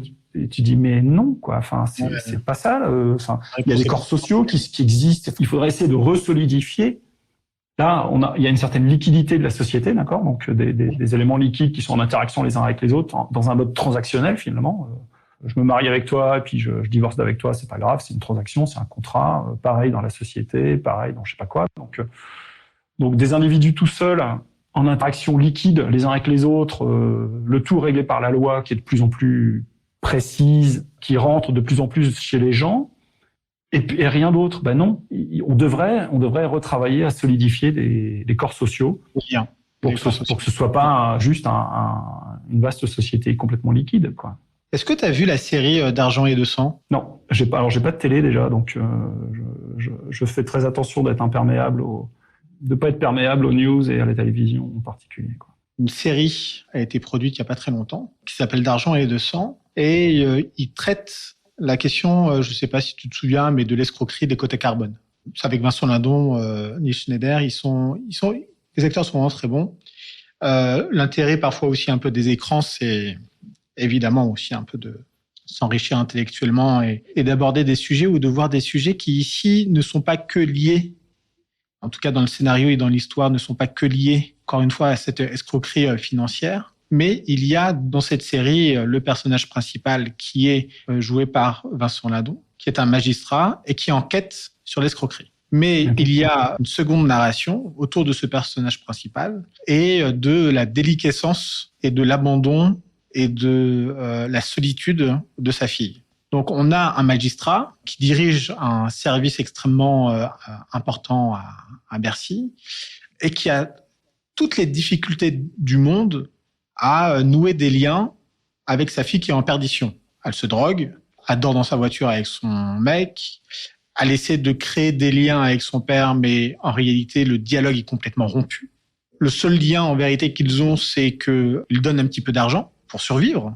Et je crois que dans cette série-là, c'est vraiment un sujet extrêmement important où on voit que même les questions de solitude, même les questions de déshérence sociale et psychologique peuvent toucher toutes les strates de la société. Et à un moment donné, et j'en viens à ma question, Vincent Lindon dit on ne peut pas sauver les gens malgré eux. Ils doivent d'abord, la résilience doit d'abord provenir de celles et ceux qui sont justement exclus. C'est quoi ton opinion sur ce sujet-là ? Déjà, je souris parce que, pardon pour cette référence, mais je me suis converti le 1er mai 2008 en rencontrant le Christ lors d'une expérience mystique assez dingue. Et donc je referme cette parenthèse, c'est juste pour le contexte. Et quand tu dis on peut pas sauver les gens malgré eux, je vois le Christ en croix, quoi, qui est venu sauver les hommes et qui dit putain je peux rien pour eux, quoi. Enfin pardonne-leur, ils savent pas ce qu'ils font, mais moi je suis venu pour sauver les hommes et ils en veulent pas. Et ce qui est une de ces très très grandes souffrances, d'accord. Donc ça me fait penser à ça très spontanément dans mes références culturelles et personnelles. Donc oui, on peut pas sauver les gens malgré eux.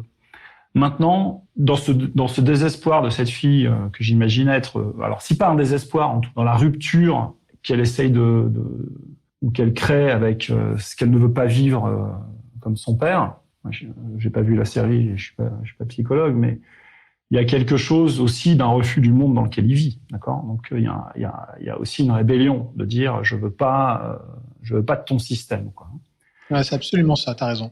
Ça, c'est un premier point. Le deuxième point, c'est que face à cette solitude, et là, je pense à ton petit frère ressenti, c'est un mal existentiel aussi, la solitude. C'est-à-dire que l'homme, il a quand même des interrogations existentielles. Pourquoi je suis là? Pourquoi je vais mourir? C'est quoi la souffrance? Enfin, ce qui sont des vraies questions. On a tendance à les oublier parce qu'on voudrait qu'on ait uniquement une existence horizontale, matérielle, animale. Mais la direction verticale de l'homme, elle a toujours existé. Elle est niée, là, on n'a pas le droit d'en parler, mais cette aspiration transcendante, elle est là, elle est fondamentale, c'est ce qui distingue l'homme de l'animal, c'est un des trucs, au-delà du fait que l'animal ne porte pas de cravate ni de lunettes, c'est l'aspiration spirituelle, d'accord, c'est l'élévation de l'âme, la verticalité. Et derrière le sentiment de solitude, il y a une vraie question existentielle oui, on est face à son destin à un moment donné. Et ça, c'est flippant. Et c'est d'autant plus flippant Tu vois, si on a nié la dimension verticale de l'être humain pour uniquement lui donner une perspective de bonheur horizontal en disant, tu sais, ton bonheur, ça va être de consommer, de te gaver de plaisir sur Terre, c'est très bien, hein, j'ai rien contre, de voyager, d'avoir de l'argent, d'avoir des amis, etc. Très bien. Si c'est ça ton bonheur, le jour où je coupe les sources de ce bonheur, c'est-à-dire j'ai plus d'amis ou j'ai plus d'argent, il reste rien. Rien. Et même chez les personnes qui ont de l'argent, moi j'ai eu la chance, avec mes expériences dans des startups internet, de côtoyer des amis vraiment proches qui ont gagné beaucoup d'argent, beaucoup trop, enfin des fortunes. Déjà moi j'en ai gagné beaucoup, et certains d'entre eux souffrent. C'est pas parce que je réussis mon business et que je gagne de l'argent que je suis heureux, hein. Ouais. Et peuvent souffrir de solitude ou de sentiments de solitude, parce que peut-être que tous les gens qui gravitent autour d'eux, quelle solidité d'amitié, etc. Donc il y a une solitude existentielle aussi. Et ça, je pense que la seule réponse, elle est sur une quête spirituelle. Elle est pas. Je vais pas trouver la réponse à cette question-là chez les autres, parce qu'à un moment donné. Donc, ce qu'on fait avec Entourage dans ces réseaux sociaux d'amitié, etc., c'est une partie du problème. Mais on répond pas à cette solitude existentielle de l'homme qui est seul face à un destin qu'il comprend pas, quoi. C'est le radeau de la Méduse, l'humanité qui est perdue au milieu d'un océan en mouvement et ils savent qu'ils sont perdus. Donc, la dimension verticale, tu vois, la dimension spirituelle qui est niée aujourd'hui complètement dans notre société occidentale, qui est empêchée en réalité. T'as pas le droit de t'exprimer sur ce sujet-là. Faut faire attention. T'es pas éduqué dans ce sens-là. T'as aucune. D'une certaine manière, elle vient blesser la nature humaine, évidemment, quoi. J'ai envie en fait de donner encore un petit peu de matière pour continuer cette discussion vers cette voie-là, parce que elle me semble vraiment au cœur de la problématique que j'ai envie d'aborder aussi à Nouveau Récit. Parce que je discutais avec dans le cadre d'ailleurs de Nouveau Récit, c'est l'épisode avec Magali Payen, la fondatrice d'Onépré et d'Imagine 2050. On s'interrogeait sur qu'est-ce qui aujourd'hui doit redéfinir le succès d'un individu. Est-ce que c'est sa réussite professionnelle? Est-ce que c'est le pognon qu'il gagne? Est-ce que c'est le pognon qu'il dépense? Parce qu'on en est bien là. Tu parlais de la solitude de ces entrepreneurs qui ont gagné beaucoup d'argent. Mais l'argent, c'est quoi? C'est le pouvoir. Il y a d'autres catégories de personnes qui se sentent aussi très, très seules. Ce sont les responsables politiques.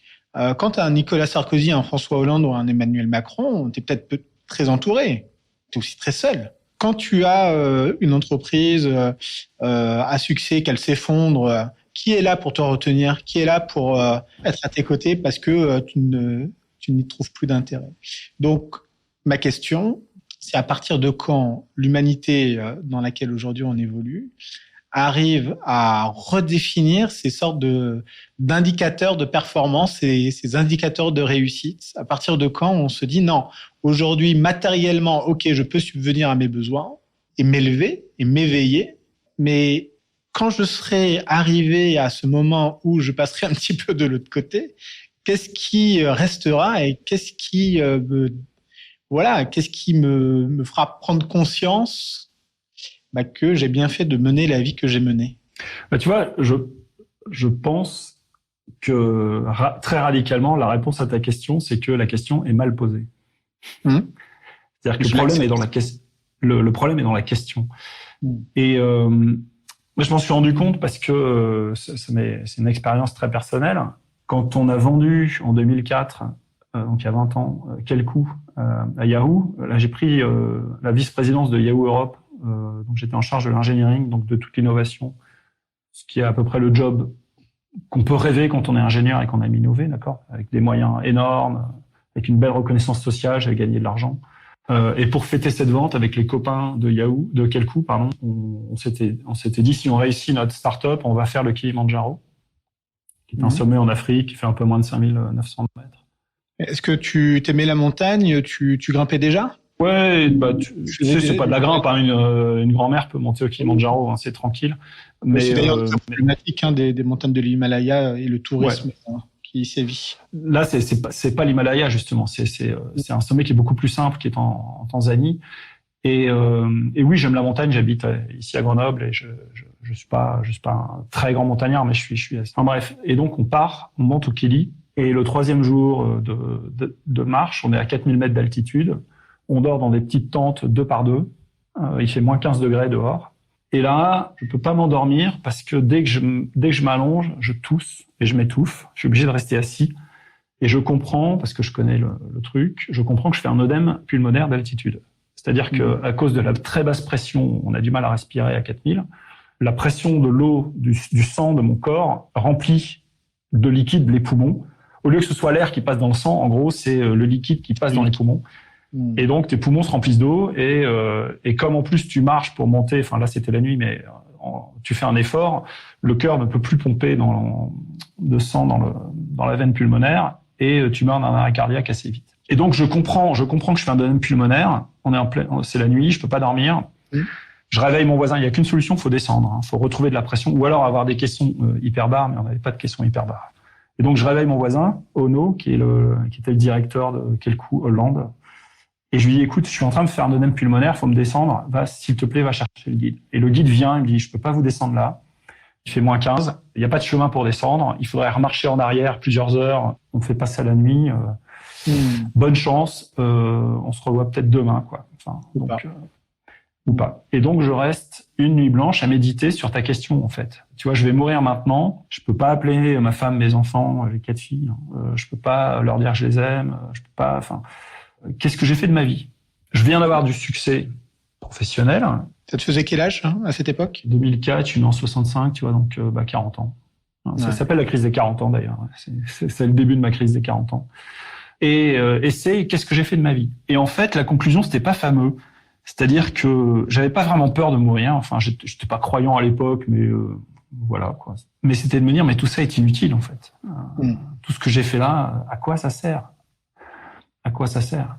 Ça peut être désespérant. J'ai souvenir de ce riche industriel italien qui, sur son lit de mort, disait « Mais je peux pas mourir, je suis l'homme le plus riche d'Italie, je peux pas mourir. » Voilà, ce qui est pitoyable. Mais et la question, c'est ça, c'est de dire, mais d'une part, qu'est-ce qui fait que le jour où je serai sur mon lit de mort, je pourrais être en paix, en fait?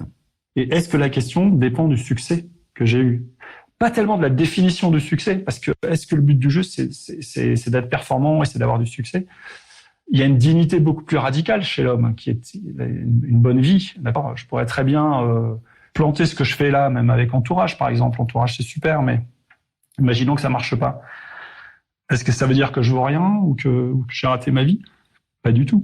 Donc en fait, je pense que la question, elle est mal posée et que viser le succès est probablement le problème. En fait, tu vois. Alors qu'on devrait viser l'amour. On devrait viser, et l'amour, c'est quoi? C'est le don de soi. Et les gens le disent d'ailleurs. Quand il y a des études qui ont été menées, alors j'ai une mauvaise mémoire, je vais pas pouvoir te la citer celle-là, mais par des infirmières qui s'occupent des fins de vie qui étaient aux États-Unis et où c'est des moments où on est en vérité quand même. Et donc poser des questions à leurs patients ou discuter avec leurs patients et les regrets qu'ont les patients, quelles que soient leurs histoires, c'est j'ai pas suffisamment passé de temps avec les miens, j'ai pas suffisamment aimé. Enfin, c'est l'amour, le truc de base de l'humain, qui fait qu'on est là et qui fait qu'on peut contrebalancer le côté pervers de l'âme humaine dont on a parlé au début. C'est ça le truc. Et je parle pas de Tinder, je parle pas du détournement du mot amour qu'on utilise depuis quelques dizaines d'années. C'est pas de ça dont je parle. Je parle pas de l'amour de mai 68. Faites l'amour, aimez-vous les uns sur les autres. Je parle pas de ça. Je parle de l'amour, du don de soi, quoi, de comment je suis capable de donner ma vie pour l'autre. Je l'aime tellement que je peux donner ma vie pour lui. Voilà, le sacrifice. Mais je crois savoir en fait, que tu as des enfants. Ouais, j'ai 4 enfants. J'ai même 2 petits-enfants. Je suis grand-père. T'es grand-père, c'est génial. Donc, quand tu as rejoint Kelkou, tu étais déjà papa? Ah oui, j'avais 4 filles. Ouais, bien sûr. Et alors, comment j'ai rencontré ma femme quand j'avais 14 ans à l'école. On était c'est vrai l'un de l'autre. Enfin, moi, j'avais 14 ans, elle 15 ans. Elle était plus vieille que moi. Ouais, elle était plus vieille. Mais comment tu as géré Kelkou et ta disponibilité à ta famille? En étant pas disponible à ma famille et en laissant. Et c'est ça ton regret sans m'en occuper. J'ai pas de regret, mais je me rends compte que je suis tombé dans ce piège de la recherche du succès, de la recherche de la performance, de la recherche de la vaine gloire, de la recherche de la richesse. Je suis tombé dans tous ces pièges-là. C'est pour ça que j'en parle assez bien aujourd'hui. suffisamment pour savoir que c'est un piège, que cette question de la recherche du succès est un piège. Et j'ai été un père dans l'avion très absent, quoi. Donc, on m'entend très bien avec mes filles, elles s'en sont très bien sorties, donc tout va bien, mais c'est sans doute grâce à ma femme.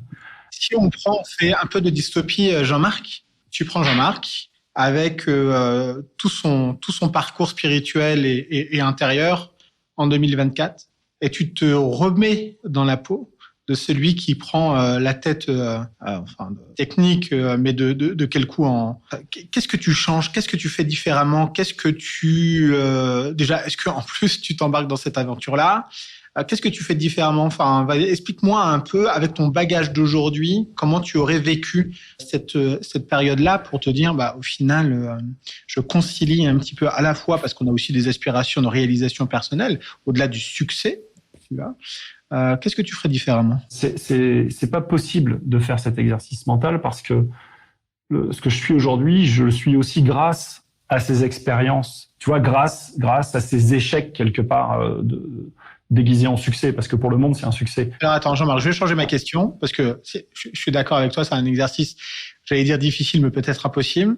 Je vais changer ma question, c'est-à-dire qu'avec le bagage que tu as aujourd'hui, et la tendance qui est toujours extrêmement présente dans le monde de l'entrepreneuriat, de la tech et même de la performance professionnelle que l'on peut avoir dans des groupes ou dans des entreprises, quels conseils tu pourrais donner à ces personnes qui donc à la fois ont des exigences professionnelles ou entrepreneuriales et qui devraient aussi, selon toi, atteindre une autre quête, donc une quête plus personnelle et plus spirituelle. Comment tu managerais un peu ton quotidien, ou qu'est-ce que tu leur conseillerais pour manager ce quotidien entre exigence et nécessité personnelle ? Donc, ce sont des questions qui touchent, encore une fois, à l'intime des personnes en vrai, parce qu'elles touchent au sens qu'elles veulent donner à leur existence. Et sur ces questions-là, il n'y a pas une solution, il y en a une par personne. Enfin, on a vraiment tous une existence propre. Ça, je crois très fondamentalement à ça. On est appelé à faire quelque chose de particulier. On a un certain nombre de talents particuliers, on a un certain nombre de moyens, de relations, de situations particulières, qui fait qu'on est tous uniques et qu'on a quelque chose de particulier à porter au monde, à accomplir, etc. D'accord ? Donc, du coup, je peux évidemment donner aucun conseil sur ce niveau-là. Par contre, le conseil, c'est de prendre conscience de cette dimension spirituelle qui, à la fin, est vraiment la clé du truc, quoi, et de se mettre en route vers ça. C'est-à-dire de pas négliger la dimension essentielle de tout être humain, qui est cette dimension transcendante de sa vie, de son âme, et c'est ça, à la limite, le plus important. Le reste, à la limite, doit être au service de ça. D'accord.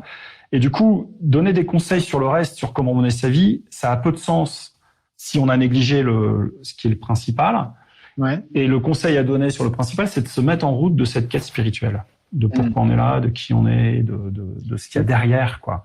Et moi, j'ai eu la chance de comprendre ça, et c'est pas intellectuel, c'est vraiment par expérience de rencontre dont j'ai brièvement parlé tout à l'heure avec le Christ, qui permet à un moment donné d'ouvrir les yeux et de comprendre ça. Et une fois qu'on a ouvert les yeux et qu'on a compris ça, radicalement après, le monde se remet dans un autre mode. C'est-à-dire que la meilleure image que je puisse donner de ça, c'est si tu rentres dans une pièce toute noire, complètement noire, il y a aucune lumière qui filtre, tu connais pas cette pièce, tu sais pas ce qui s'y passe. Si quelqu'un allume la lumière et éteint la lumière, donc en une seconde, tu vois à peu près tout. Tu as vu qu'il y avait une table, 3 chaises, un tableau au mur, une bibliothèque au fond, une personne assise dans un fauteuil. Eh ben, tu vas plus te déplacer dans la pièce où tu vas plus considérer le noir de la même manière parce que tu sais que c'est là. D'accord? Donc, moi, j'ai eu la chance de vivre cette seconde-là, poum poum, où à un moment donné, la lumière s'éclaire sur le monde et se referme derrière. Tout d'un coup, ça change radicalement toute ta perception du truc, quoi. Et tu comprends que nos interactions sociales, nos petits jeux de pouvoir, de richesse, etc., c'est la surface, c'est une croûte de surface d'un jeu qui se joue en profondeur. Et du coup, il faut chercher ce jeu qui se joue en profondeur, parce que c'est là que ça se passe. Et ça, c'est une quête spirituelle. Donc, le seul conseil que je pourrais donner, c'est de pas négliger, moi je l'ai négligé pendant 40 ans, de pas étouffer son âme en n'entendant pas ce qu'elle nous crie crie. Le problème, c'est qu'elle crie doucement, quoi. Elle est pas bruyante. Donc, elle se laisse marcher dessus par nos jeux d'avidité, de recherche de pouvoir ou de gloire ou de ce que tu veux. On vient l'encombrer en réalité, donc on vient l'empêcher de s'exprimer. Et il faut désencombrer tout ça et retrouver cette expression qui est profonde et qui est sourde au sein de chacun. Et si on le fait pas, on devient de plus en plus malheureux. Et moi, ça a conduit à ma crise de 40 ans. J'ai beaucoup de copains qui ont fait des crises sévères de 40 ans. Ça peut se terminer très mal. Des dépressions, par des suicides, par des divorces, par des catastrophes économiques avec leurs enfants, avec plein de choses. Enfin, à un moment donné, si on prend pas soin de son âme, il y a un truc qui va pas et qui nous rattrape, quoi. D'accord? Donc, et si ça nous rattrape quand on a 80 ans, c'est un peu tard, c'est dommage, quoi. C'est bien aussi, il y a certainement de faire ce travail à 80 ans. J'ai pas de problème avec ça, mais ce qui permet ensuite d'aligner ses actions sur ce sens plus spirituel qu'on va faire. J'ai souvent été interrogé ou été amené à intervenir auprès de jeunes dans les lycées ou dans des premières années d'études. Et j'ai souvent eu la question, mais comment on peut trouver un travail qui a du sens, quoi. Et je dis, la question, il faut la poser à l'envers. Trouve le sens que tu veux donner à ta vie et tu choisis un travail en fonction du sens que tu vas donner à ta vie. C'est pas ton travail qui va t'amener du sens. Donc, moi, si je fais entourage, c'est pas entourage qui amène du sens à ma vie. C'est parce que le sens que j'ai envie de donner à ma vie, il s'exprime avec entourage. Il s'exprime très bien parce qu'on est dans ce lien humain, on est dans l'amour quelque part entre les personnes et pas dans l'autodestruction du système social, quoi. Est-ce que tu penses que tu as introduit une nouvelle partie de vie donc il y a 10 ans et que tu as renoué ou que tu as créé un nouveau fil de vie, ou tu penses qu'il y a quand même une certaine logique et que ça fait sens à des considérations que tu pouvais avoir plus jeune, disons à 10 ans? Non, j'avais aucune.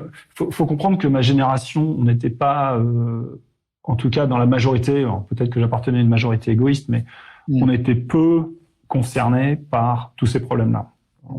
Moi, je me rappelle très bien d'avoir été éduqué, d'avoir grandi avec tous mes amis où, tu vois, on se posait pas la question. J'étais là pour apprendre, pour avoir un métier, pour construire le monde. Enfin, tu vois, mais on n'avait pas cette urgence de la planète est en train de cramer.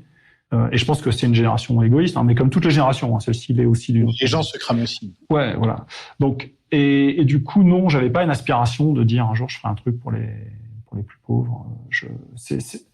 C'est vraiment arrivé par des rencontres avec des personnes en situation de grande pauvreté qui m'ont touché. Ça, c'est vraiment le point de départ d'entourage, c'est des rencontres avec des hommes et des femmes qui vivaient à la rue et qui m'ont poussé à agir quelque part. Tes parents étaient pratiquants? Pas vraiment. Ta cellule familiale et notamment religieuse quand tu étais j'ai grandi dans une famille chrétienne, donc j'étais baptisé. Ouais. Mais mes parents ont divorcé, c'est assez mal passé. On avait assez peu de pratiques. Moi, quand j'ai pris mon indépendance très jeune à cause de ce divorce, en gros, j'étais à peu près indépendant à 17 ans. Et j'ai lâché toute pratique, j'ai lâché toute vie de prière en me disant tout ça, c'est pour les gogos, quoi. Pourquoi il y a besoin d'aller dans une église avec des hommes qui mettent des robes blanches et faire tout ça? Enfin, c'est vraiment un attrape-nigo. Avec une espèce de conscience qui a bien une force supérieure. Je suis pas matérialiste. Donc, il y a un Dieu créateur, oui, il est lointain. Si c'est un Dieu d'amour, oui, très bien, mais voilà, il y a un truc qui s'exprime pas forcément dans l'église. Et au plus je travaille, au plus je réussis, au plus je prie, et au moins ça marche. J'avais beaucoup prié pour le divorce de mes parents, ça a jamais rien fait. Et donc, tu vois, voilà. Donc, quand je suis arrivé à l'âge adulte, j'avais plus de vie de prière certainement, et plus de pratique, peut-être socialement une fois par an. Ah ouais, moi, je me suis vraiment converti le 1er mai vers 17h 2008. Mais c'est une conversion très forte parce que c'est une rencontre avec donc une rencontre mystique mais sensorielle. Et tu vois, moi, je suis ingénieur, j'aime bien comprendre les trucs. Dans lequel j'entends des phrases, je vois des choses, et qui est très bouleversant, quoi, qui est très bon, hein, mais qui est très bouleversant. C'est tout d'un coup, tu vois, comme je disais tout à l'heure, la lumière qui s'ouvre sur la réalité du monde, quoi. Ouais. Et donc, ça a été une conversion. Tu l'as fait sur le Kilimandjaro. Tu l'as fait ailleurs? Je l'ai fait 3 ans après, parce qu'après le Kilimandjaro, donc je suis pas mort sur le Kili. Donnez la preuve vivante. Après l'Opila, très rapidement, j'ai démissionné de mon job de Yahoo. Et puis, quelques temps après, j'étais pas bien. Je continuais d'être pas bien, de pas comprendre le sens à donner à mes actions, à ma vie, etc. Et du coup, j'ai pris un sac à dos, je suis parti sur le chemin de Compostelle. Je savais même pas où c'était, j'ai regardé sur Google. Et ma conversion est arrivée au bout de 10 jours de marche. Donc, je suis parti de chez moi ici, près de Grenoble. Il y a 1800 km à peu près. Et cette expérience mystique dont je te parle est arrivée le 1er mai 2008 au Puy-en-Velay.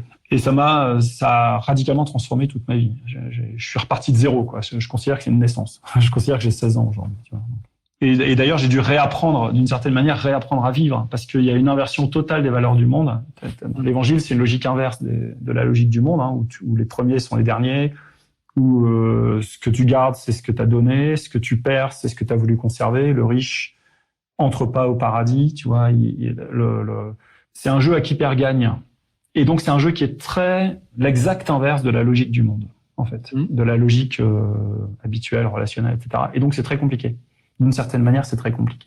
Ça a modifié tes relations avec les autres ? Oui. Ah ouais, radicalement. Ouais. Il y a des amis que je voyais beaucoup avant, que je vois quasiment plus. L'inverse, parce que les centres d'intérêt que je pouvais avoir sont plus les mêmes qu'aujourd'hui. Ouais, ça bouleverse tout. Ouais, c'est pour ça qu'on appelle une conversion. Hein. C'est un 180 degrés complet, quoi.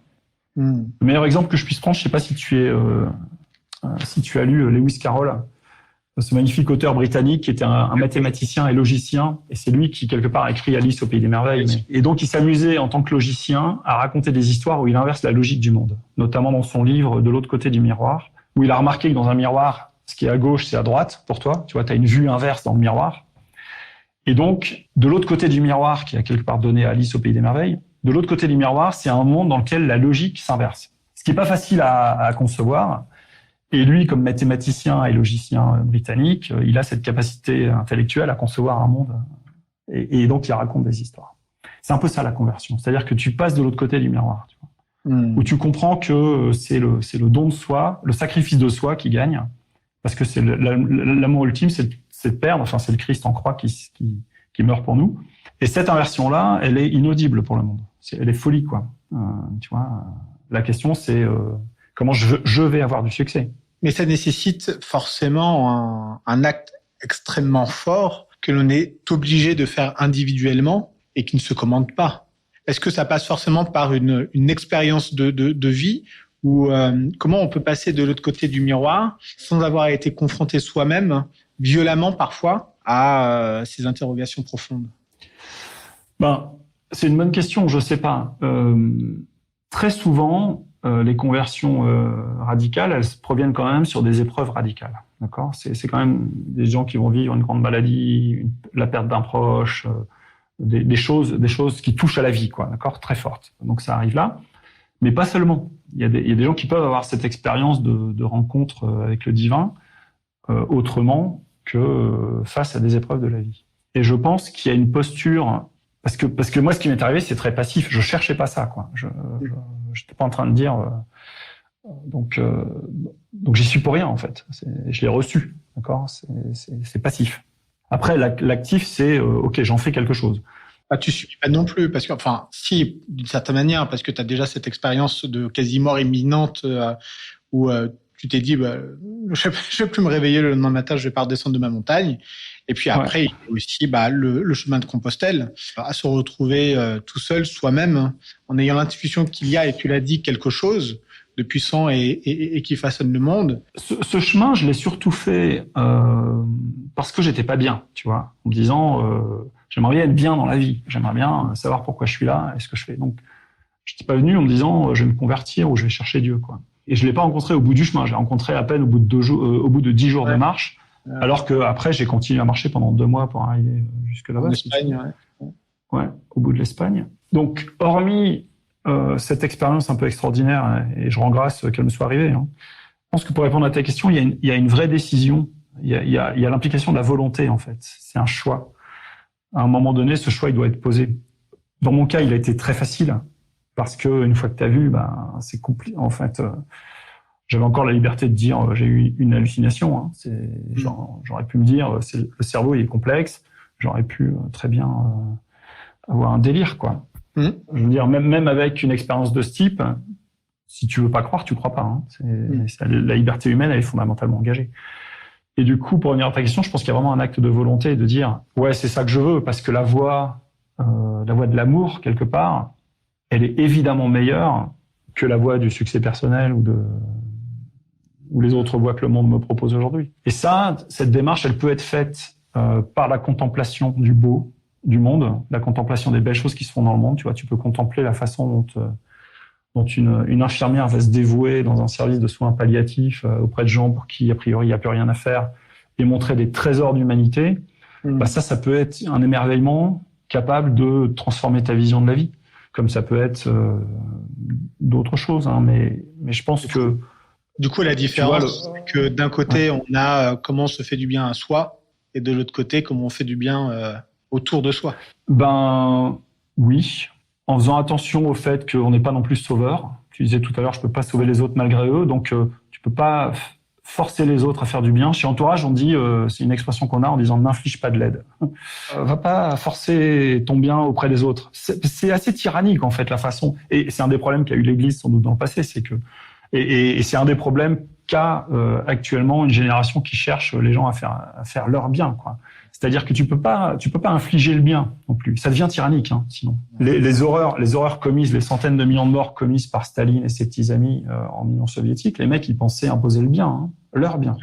Ouais, donc, avec une conviction forte. Ouais. Donc, pour revenir sur ton point, effectivement, plutôt que de chercher son bien, c'est chercher à se mettre au service, sans forcément imposer aux autres quoi que ce soit. Mais c'est ce service-là qui est, en fait, on trouve son accomplissement en se mettant au service. Mais ce qui est une autre manière de dire l'amour. Hein, et ça, il faut le comprendre par l'expérience de la vie. On peut pas l'imposer aux gens, ça. Et est-ce que tu vois en fait une transformation auprès d'entrepreneurs comme toi, qui a connu le succès, qui a gagné beaucoup d'argent, qui peut le réemployer pour faire du bien ou moi, je pense évidemment à un entrepreneur comme Pierre-Édouard Stérin, qui a créé la Fondation du Bien Commun, tu vois, et qui est aussi un catholique engagé.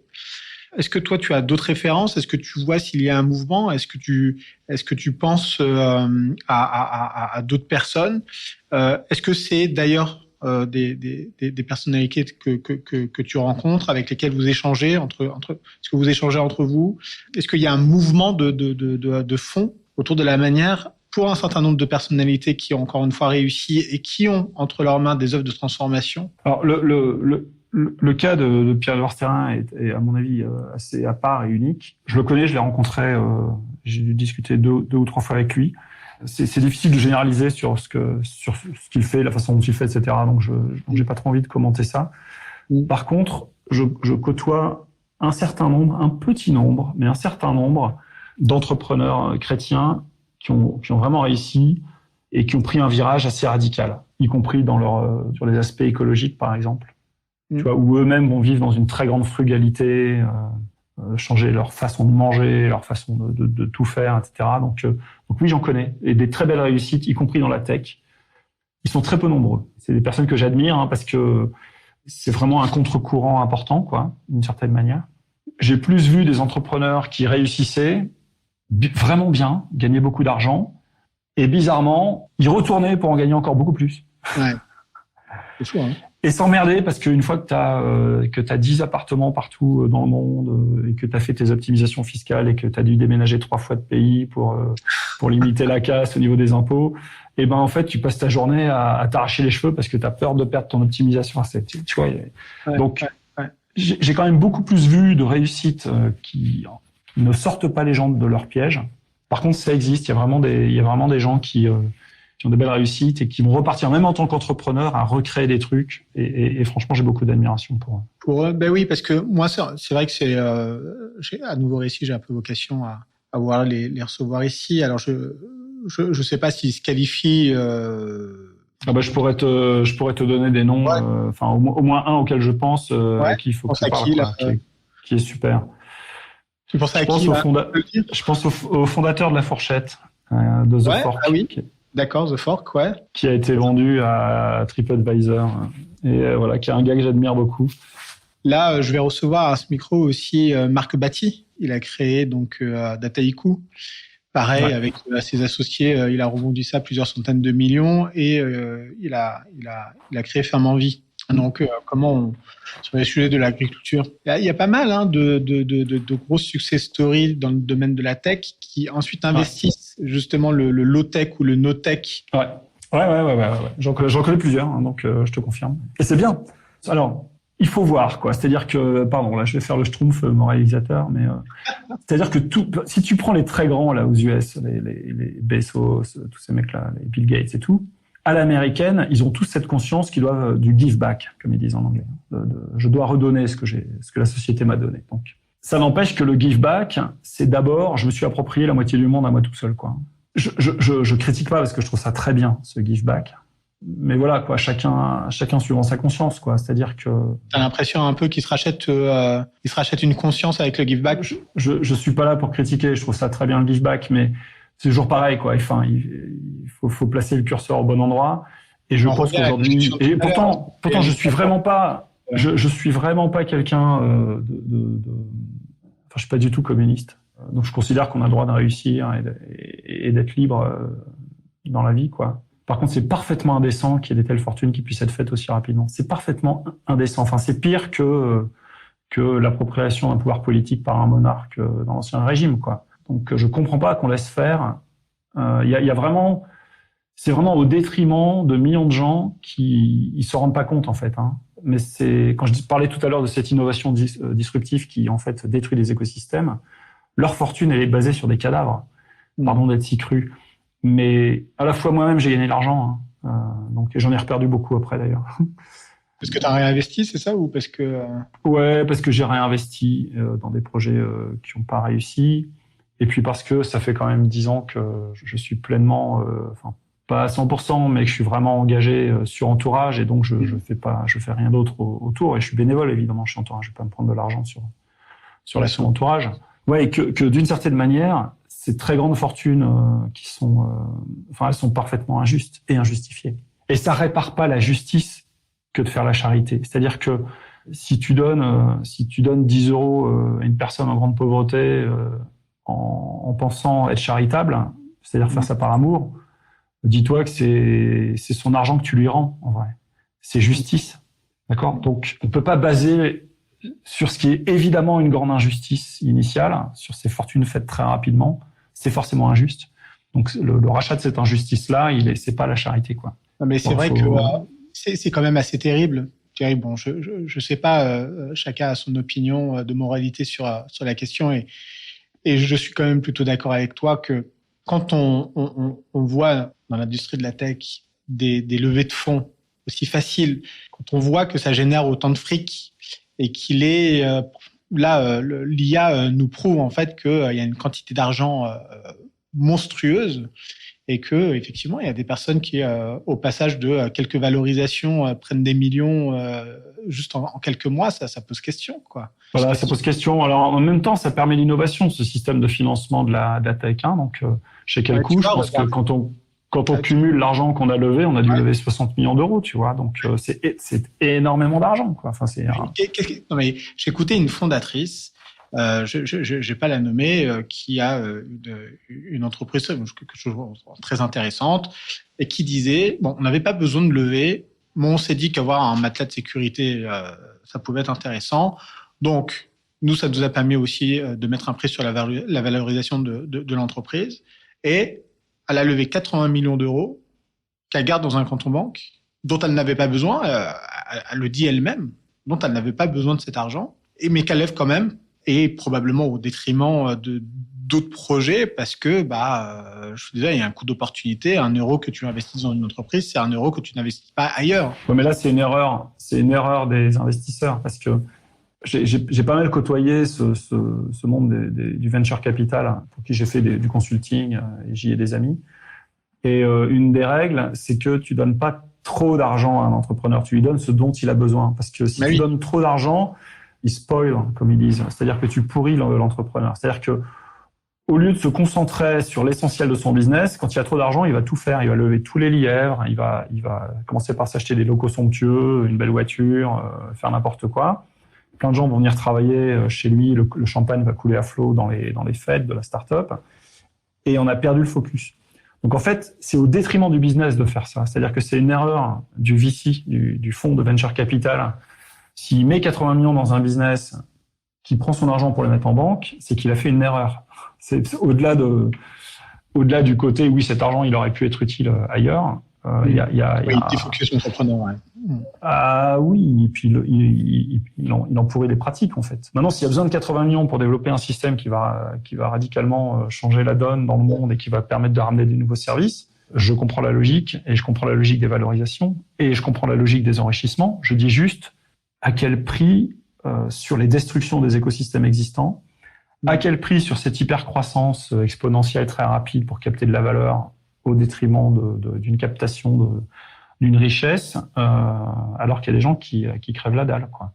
Et ça, c'est une injustice radicale. Donc, j'ai pas la solution, en fait. J'ai juste pas la solution, parce que je sais pas comment on peut pallier ce problème, hein. Mais je constate que ça crée des aberrations inhumaines, quoi. Parce que parmi les gens qui prennent aussi beaucoup d'argent, il y a évidemment, je recite encore une fois ce secteur de l'IA. J'entendais un fondateur qui expliquait que monter une entreprise dans l'IA, en gros, ça se faisait vraiment avec beaucoup d'argent, parce que les ingénieurs s'arrachent à prix d'or, et que pour en recruter un, il fallait déjà 1 million d'euros. Donc, s'il te faut une équipe de 10 millions d'euros par an. Tout le système de valeur dans lequel on est élevé, depuis la plus tendre enfance jusqu'à l'école, jusqu'à l'entreprise, nous pousse à cette accumulation d'argent individuellement. Donc, effectivement, l'ingénieur de base qui a une petite connaissance en IA, il va se valoriser des sommes complètement considérables, ce qui est parfaitement injuste par rapport à l'ingénieur chimiste qui fait un bon boulot, par rapport à l'artisan ou par rapport à l'infirmière qui va sauver une personne parce qu'elle aura eu le bon geste, ou par rapport à un prof qui a la vie de centaines d'élèves sur sa carrière entre les mains, quoi, qui est un des métiers les plus essentiels. Donc, et là, c'est l'avidité personnelle qui est en jeu. Donc, c'est bien le dérèglement dont tu parlais au début, de dire, tu vois, il y a un dérèglement là, quoi.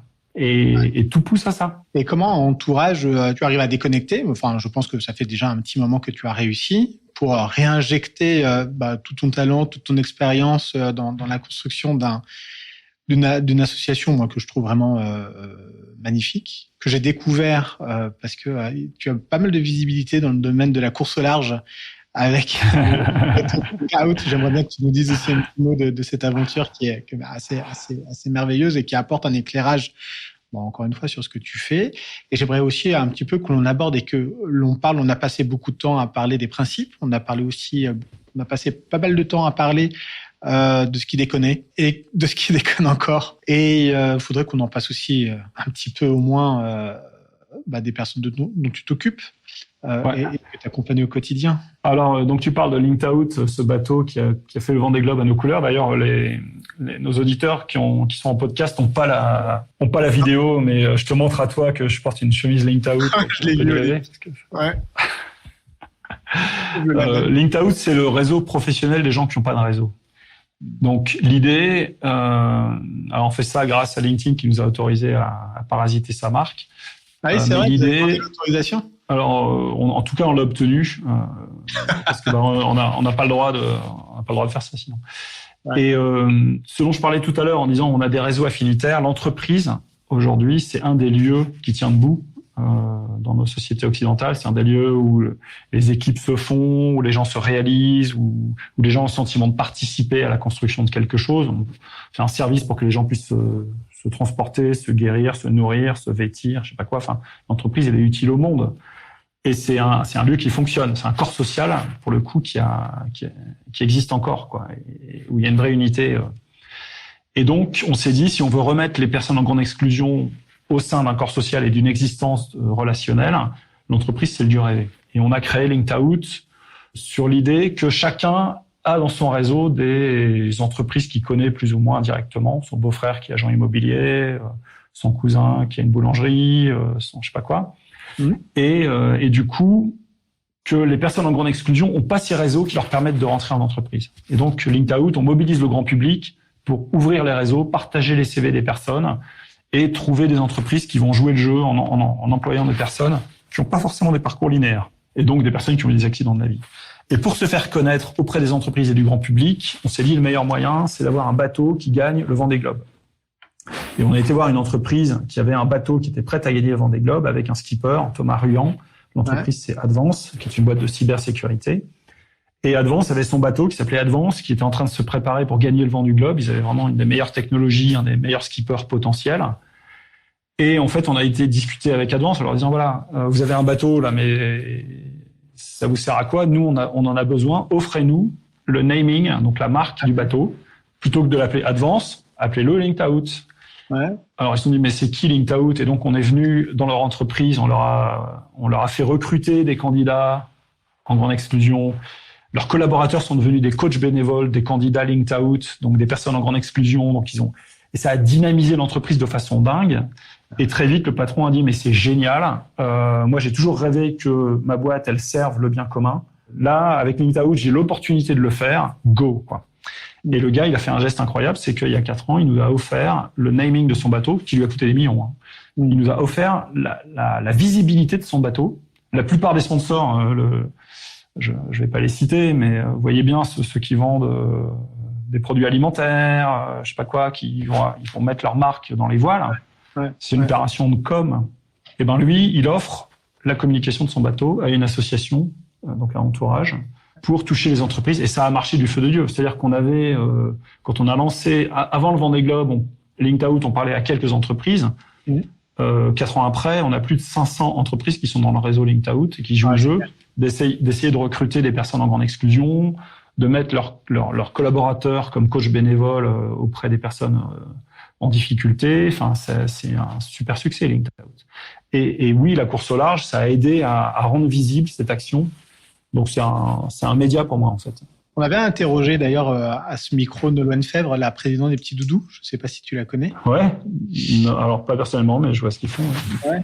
C'est génial, hein. Et qui avait emprunté aussi cette voie-là avec Moulin Rôti. Moulin Rôti avait dit avec Niji aussi, écoutez, nous on va vous laisser notre voile avec Armel Tripon. Et c'est vrai que c'est une exposition incroyable. C'est une entrepreneur sociale comme toi qui est engagée pour les autres. Et on le voit, la question de l'hôpital, tu l'as évoqué. Est-ce qu'il existe un métier plus important que celui qui soigne? Et Linked Out et entourage, c'est aussi soigner les personnes en grande exclusion. Et en fait, on les soigne par les autres. C'est-à-dire que c'est pas nous qui soignons. En fait, en faisant se rencontrer la société civile, les entreprises, qui est un corps social important de la société civile, avec les personnes qui sont aujourd'hui exclues, c'est les uns qui soignent les autres, en fait. Et d'ailleurs, je sais pas qui soigne l'autre. C'est-à-dire que d'une certaine manière, il y a un des chefs d'entreprise un jour qui avait recruté un gars qui était arrivé à la rue à 17 ans et il l'a recruté, il avait 30 ans, donc il avait eu pendant plus de 15 ans des épisodes de rue, de prison, de drogue, de tout ce que tu peux imaginer. Et il me disait, mais tu peux pas savoir comment il a dynamisé mes équipes, ce gars. Parce que quand il est arrivé avec, pour la première fois, vraiment, on lui donnait sa chance au sein d'une équipe et tout, les petits bobos des autres dont ils se plaignent toute la journée, ils sont très vite relativisés, quoi. Ouais. Il a créé une dynamique dans l'équipe qui était bonne pour la boîte. Ouais. C'est-à-dire que quand on ouvre la société, l'entreprise à des situations un peu plus humaines de personnes en vulnérabilité, les gens comprennent que l'entreprise, c'est pas que le lieu de la surperformance, le lieu inhumain dans lequel mort aux faibles marche ou crève, et au contraire que ça peut devenir un lieu où l'humain se construit et où le collaborateur qui se dit ouais, mais si l'entreprise est capable de prendre soin d'une personne qui clairement est en difficulté aujourd'hui et d'avoir un comportement très humain avec elle, ça veut dire qu'elle le sera avec moi le jour où j'aurai un problème, le jour où je serai en dépression, le jour où je sais pas quoi, où j'aurai un divorce, où j'irai pas bien, l'entreprise elle va faire bloc même si je baisse en performance, quoi. Et là on a un monde plus humain. Ouais. Tu vois, donc d'une certaine manière, on amène aussi plus d'humains dans l'entreprise avec ce qu'on fait. C'est pas que l'entreprise va soigner ces personnes en grande exclusion, c'est un soin réciproque. On a à s'enrichir réciproquement. Non, mais vraiment au cœur du sujet, il y a comment on améliore et on change les relations humaines, comment chaque groupe social permet d'être une résistance quand un autre bloc éclate. Comme tu l'as dit, je divorce, je suis moins performant en entreprise, l'entreprise qui ne voit que par le prisme de la performance me met dehors. Donc je repère encore une fois un nouveau lieu de sociabilité et tu me fais penser à un autre entrepreneur et je pense aussi en fait qu'il a cette dimension chrétienne. C'est Yann Bucaille, une personne que j'aimerais beaucoup aussi avoir à ce micro-là. Et il me semble que... je peux te passer son contact si tu veux. J'aime beaucoup Yann Bucaille. Ouais, j'adorais. Et je crois qu'il a commencé justement en recrutant une personne handicapée atteinte de trisomie à Saint-Malo. Je crois qu'il a un autre. Non. Il Non. n'a pas commencé en recrutant. Il est breton, il est passionné de voile. Ouais. Et du coup, il s'est dit, je vais faire découvrir la voile à des personnes handicapées. Ah ouais, ça a commencé. Et donc les gars, ils passent un super week-end avec lui sur son bateau. Et mais il raconte mieux l'histoire que moi. Hein, mais il y a une des personnes qui, effectivement, je pense, était atteinte de trisomie 21, qui lui dit, écoute, c'est bien là, de faire de la voile. J'ai passé un bon moment, merci. Mais t'es patron, toi. Bah ouais, je suis patron. Il dit, moi, ce dont j'ai besoin, c'est d'un boulot. Ah ouais. De faire de la voile. Ouais. Donc, donne-moi un boulot si t'es patron. Ah, c'est cool. Ça l'a secoué, ouais, c'est venu du mec. Et ça l'a secoué, il a dit, ok, quoi. Et donc, il a créé les cafés joyeux, mais enfin, il le raconte mieux que. Faut effectivement interviewer Yann. Exceptionnel. Mais encore une fois, on revient là, le travail, parce que il faut pas remettre. Je crois qu'il y a aussi toute une tendance de société où on réinterroge aussi le travail. Pour les personnes comme qui évoluent en entreprise, qui font leurs études, qui vont passer beaucoup de temps. Donc, on réinterroge le travail sur comment on le vit. Est-ce qu'on passe un CDI? Est-ce que on devient indépendant? Sur le sens que l'on donne au travail, mais que l'un des liens sociaux les plus importants que l'on puisse avoir, c'est évidemment à travers le travail. Il y a la famille, il y a les amis, mais il y a le travail où on passe 5 jours sur 7 de 9 à 17, 18. Et que c'est par ce lien-là que l'on arrive à retricoter et à redonner entre guillemets une autre chance à des personnes qui sont exclues parce qu'on n'arrive pas à cerner chez eux les capacités qu'ils offrent à ces entreprises-là. Et le travail, non seulement va redonner ce lien social à ces personnes, ça c'est ce qu'on fait avec Linked Out, mais le travail, c'est un lieu de pleine dignité pour l'homme et la femme. Hein. C'est-à-dire que c'est un lieu de réalisation, le travail. C'est pas que un lieu de torture, quoi. C'est-à-dire que le travail, c'est un moyen aussi par lequel on change le monde, par son action. Même si je suis boulanger et que je fais une baguette, je suis désolé, c'est vachement utile ce que je fais. Et à des degrés divers, les différents travaux exercent les capacités vraiment de l'homme, ses capacités de décision, de jeu collectif, de prise de risque. Enfin, tu vois, donc on se réalise aussi dans le travail. Cette tendance à dire il faut pas travailler, elle est délétère. Ouais. C'est-à-dire que de penser que le but de la vie c'est d'avoir une vie Club Med de loisirs où peut ne pas travailler et bien vivre, on se flingue très vite, on dépressionne très vite parce que le but de la vie c'est aussi de servir, comme je disais tout à l'heure. Donc c'est de participer à ce jeu collectif. Tu vois, il y a un côté. Alors on a cette dignité propre même si on n'est pas au service. Hein, c'est pas ce que je suis en train de dire, mais l'homme peut s'accomplir et trouver, l'homme et la femme peut s'accomplir et trouver cette pleine dignité par le travail. Donc c'est un lieu il faut pas négliger. C'est pas le tout de la vie, mais c'est un lieu important. Donc on réinterroge la performance, on réinterroge le travail, on réinterroge la réussite. Et c'est pas un antonyme, mais c'est celui de la réussite, c'est celui de l'échec. Et ce que j'aimerais ce que j'aimerais te demander, c'est que tu es en entourage. Je pense que tu vas pouvoir très probablement nous raconter des réussites, des succès, la manière dont tu as réussi avec tes équipes à sortir donc de l'exclusion des personnes sans abri. Mais est-ce que tu as été confronté et comment tu as vécu ça? Et bien des personnes que tu as pu voir, que tu as pu fréquenter et que tu n'as justement pas réussi à sortir de leurs difficultés. Ah oui, beaucoup, mais j'y suis pas allé en me disant je vais les sortir de leurs difficultés. C'est-à-dire que l'objectif qu'on se donne, c'est pas de sortir les gens de la rue, par exemple, même si évidemment ce serait bien pour eux, mais il faudrait d'abord que ce soit leur projet. Donc nous, on vise à redonner à ces personnes du lien social, en tout cas ce qu'elles reparticipent à un lien social.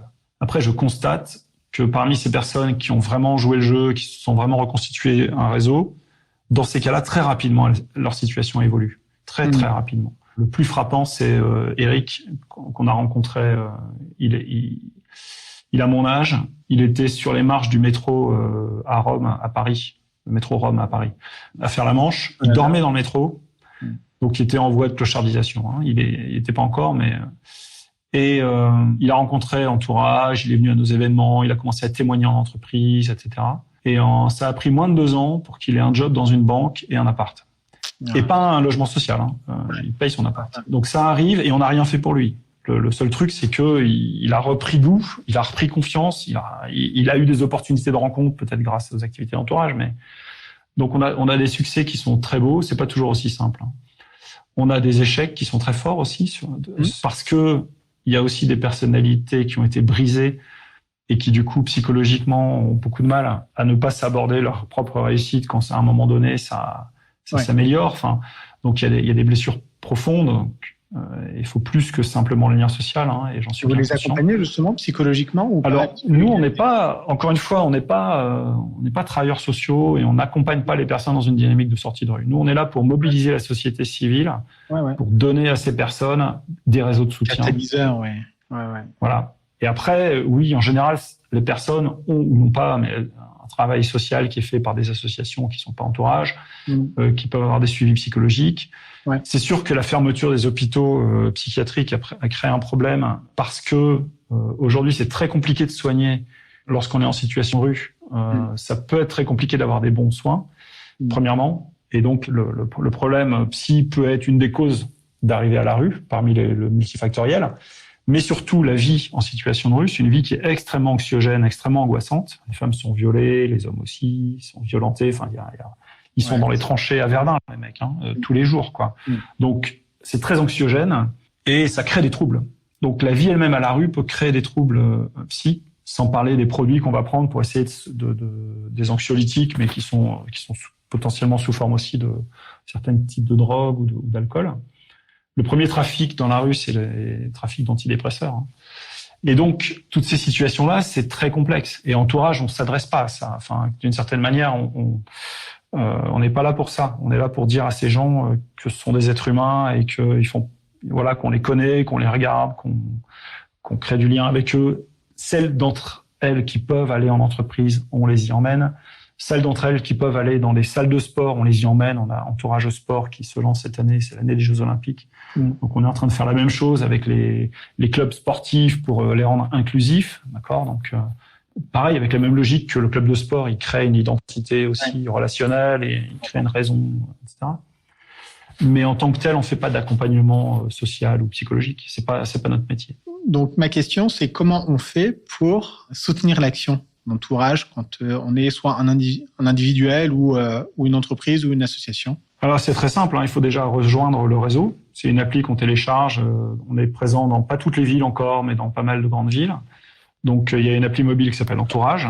Dans l'appli, vous laissez guider. Ça vous entraînera sans doute vers des événements de convivialité dans la vraie vie.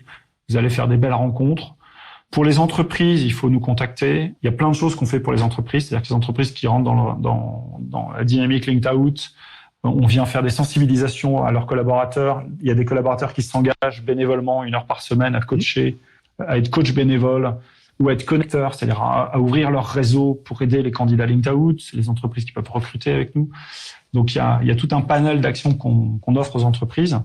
Et puis le dernier point, c'est nous aider financièrement. On est une asso, donc on vit, on ne vend rien. Donc on vit des dons. On vit de dons de fondations, de grands donateurs, de petits donateurs. Et un don de 50 €, croyez-moi, on en a besoin parce que si on est nombreux, nous, ça nous donne les moyens de faire notre travail, quoi. Entourage, en fait, c'est comme une start-up. On a une équipe produit, une équipe de développement, on a des équipes terrain, on a des équipes de communication, et ce sont des professionnels. Donc, ça, c'est de la bonne défiscalisation pour le coup. Et bien sûr, c'est défiscalisable parce que c'est pour un bien commun. Et donc oui, ce sont des dons qui sont défiscalisables. Donc si on trouve, et on va bientôt finir parce que c'est vrai qu'on a passé beaucoup de temps à échanger, à discuter ensemble, et je trouve vraiment cette conversation passionnante, et je voulais te remercier pour ce temps que tu donnes. Je sais que c'est pas forcément un exercice facile ou que toi tu apprécies, mais je pense que c'est une porte ouverte à un monde que l'on ne connaît pas et à un parcours, moi je pense, qu'il faut encore découvrir et diffuser. C'est surtout merci à toi et de faire connaître, parce qu'encore une fois, Entourage, ça fonctionne si on connaît nos actions. Donc ce podcast, c'est un super moyen pour nous. Donc un grand merci à toi et puis à tes auditrices et auditeurs d'avoir aussi passé ces quasi 2 heures avec nous, quoi. Donc ça prouve aussi des gens qui sont intéressés par par ces sujets, quoi, hein, et qui sont prêts à s'engager. Et je pense que ce qui rend heureux, c'est l'engagement. Hein. Ah non, mais absolument. Je pense que l'engagement, le sens. Mais maintenant qu'on a parlé de tout ça, comment fait-on pour ne plus ignorer ces personnes qui vivent dans la rue? Ça commence vraiment par le regard. C'est vraiment un des conseils. Mais bon, on a édité un livre, hein, sur le sujet qui donne des conseils très concrets aux personnes. Là, c'est vraiment pour les personnes sans abri. Hein. Je parle pas des personnes SDF qui sont. Mais ça commence par le regard, c'est-à-dire que comment je regarde cette personne? Est-ce que je la regarde comme un mendiant, comme un SDF, comme un sans-abri, comme je sais pas quoi? Ou est-ce que je la regarde comme une personne? Et après, la deuxième posture, c'est une posture d'humilité. C'est quand je disais, on n'est pas là pour infliger de l'aide. Je vais pas voir cette personne en me disant, je vais l'aider. Elle m'a rien demandé. Ça risque même d'être humiliant d'aller lui proposer de l'aide alors qu'elle m'a rien demandé. Donc, c'est une attitude très humble effectivement, d'accepter de regarder cette personne, de lui sourire, de lui dire bonjour, de lui dire bonjour et si ça va, voilà. Bonjour, je vous vois là tous les jours, je m'appelle Jean-Marc, j'espère que ça va, que c'est pas trop dur en ce moment, et puis d'engager la conversation. Et on est surpris du sourire qu'on a en retour. Moi, j'ai plus une fois comme ça, un type m'aborde. Alors en l'occurrence, il était mendiant. Il faut savoir que toutes les personnes sans abri sont pas mendiantes, loin de là, ils sont 15% seulement à le faire. Ah ouais. Mais une personne, j'étais sur les Champs-Élysées à Paris en train de marcher, un peu en retard, et puis j'ai un gars qui vient me voir, bonjour, t'as pas d'argent? Et j'avais pas d'argent sur moi. Et je lui dis, écoutez, j'ai pas d'argent, mais par contre, je peux vous serrer la main et vous dire bonjour. Et le sourire que j'ai eu en retour, et on est resté 10 minutes à discuter, parce que peut-être qu'il s'était fait rabrouer 100 fois de gens qui n'ont même pas répondu. Il a pas eu sa pièce, mais tout d'un coup, j'ai pas regardé cette personne-là comme un mendiant, j'ai regardé cette personne-là comme une personne, tout simplement. Donc, et ça, c'est simple, c'est à la portée de tout le monde. Mais au-delà de ce geste, c'est là où je dis télécharger, rejoignez la communauté entourage. Ça demande pas grand-chose, hein, voire rien. Mais tous ces conseils-là, toutes ces attitudes-là, toutes même des occasions de rencontres et de discussions, on les crée. Nous, c'est notre mission sociale quelque part. Donc on accompagne en fait, on accompagne le riverain dans cette démarche. Et ben c'est ce que l'on peut maintenant conseiller à toutes celles et tous ceux qui nous écoutent, c'est de télécharger ces applications, c'est d'être beaucoup plus sensible à ce qui nous entoure. Et j'ai même envie de dire à notre propre entourage, hein, pour essayer de l'identifier et de ne pas laisser passer à la trappe celles et ceux qui souffrent et qui le disent pas forcément d'ailleurs. Absolument. Ouais. C'est très vrai. Il faut être attentif. Ouais. Et en 2 heures d'entretien, est-ce qu'il y a quelque chose dont tu aurais voulu que l'on parle, que l'on n'a pas abordé, ou est-ce que tu voulais venir avec un message et nous le passer ou pas? Non, j'ai pas de message à passer. Et je pense que j'ai déjà dit beaucoup trop de choses. Je suis pas là pour donner des conseils ou des messages aux gens. Je pense que tout le monde est adulte et vit sa vie de la manière dont il le peut, il ou elle le peut. Et t'as dit que tu n'avais pas d'écran, pas de télé, mais est-ce que tu écoutes des podcasts? J'aimerais bien, mais non, je le fais pas. Je lis énormément. En fait, je m'informe beaucoup sur du temps très long et je lis beaucoup. C'est quoi ta dernière lecture? Ah non, mais j'en ai plein en cours. Là, je suis en train de lire la biographie de François de Sales, mais non, j'ai en général 5 ou 6 bouquins en même temps déjà, et donc j'étais au collège. Mais c'est plutôt des livres en général de penseurs ou d'historiens ou de philosophes ou sur des choses, sur des tendances de fond, parce que je trouve qu'on est trop à la surface des choses avec l'actu. Donc je me méfie beaucoup de cette actu. J'ai élevé mes enfants sans télé. Elles étaient horrifiées en me disant mais jamais on n'aura pas de culture générale. Tu parles, j'ai une de mes filles qui a fait Sciences Po. Donc se méfier en fait de la réactivité que donnent les actus et dans lesquelles je tombe. Hein, et du coup ça permet de prendre un peu de recul sur ce qui se passe et d'être un peu moins manipulable par l'actualité. Bah, c'est bien la vocation d'ailleurs de Nouveau Récit, c'est de prendre le temps, c'est le temps long de pouvoir décrypter et puis d'apporter aussi un peu de la nuance. Non, mais moi les podcasts, je serais un très bon client en fait. C'est juste pas mon habitude, mais c'est une fonction un peu de ce recul dont on parle qui est intéressant dans le podcast.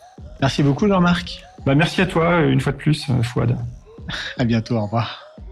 Yes, au revoir. Bravo et merci d'avoir écouté cet épisode jusqu'à la fin. J'espère que ce moment passé ensemble vous a été utile. Et si c'est le cas, n'hésitez pas à partager cet épisode autour de vous. Vous savez à quel point la recommandation est puissante. Alors choisissez 1, 2 ou 3 personnes de votre entourage et montrez-leur la voie. Ce qui marche bien aussi, c'est de nous suivre. Donc, sur votre plateforme d'écoute préférée, c'est de laisser un commentaire et c'est de mettre 5 étoiles si l'épisode vous a plu. Et si vous avez des idées ou des remarques à nous adresser ou si seulement vous avez envie de nous envoyer un petit mot doux, eh bien faites-le à l'adresse suivante: bonjour@parole-public.fr. Vous pouvez également vous inscrire à notre newsletter sur notre site internet www.parole-public.fr. Tous les mois, vous y retrouverez du contenu inspirant et le lien vers le nouvel épisode du podcast. Je suis Fouad Souak et je vous dis à bientôt.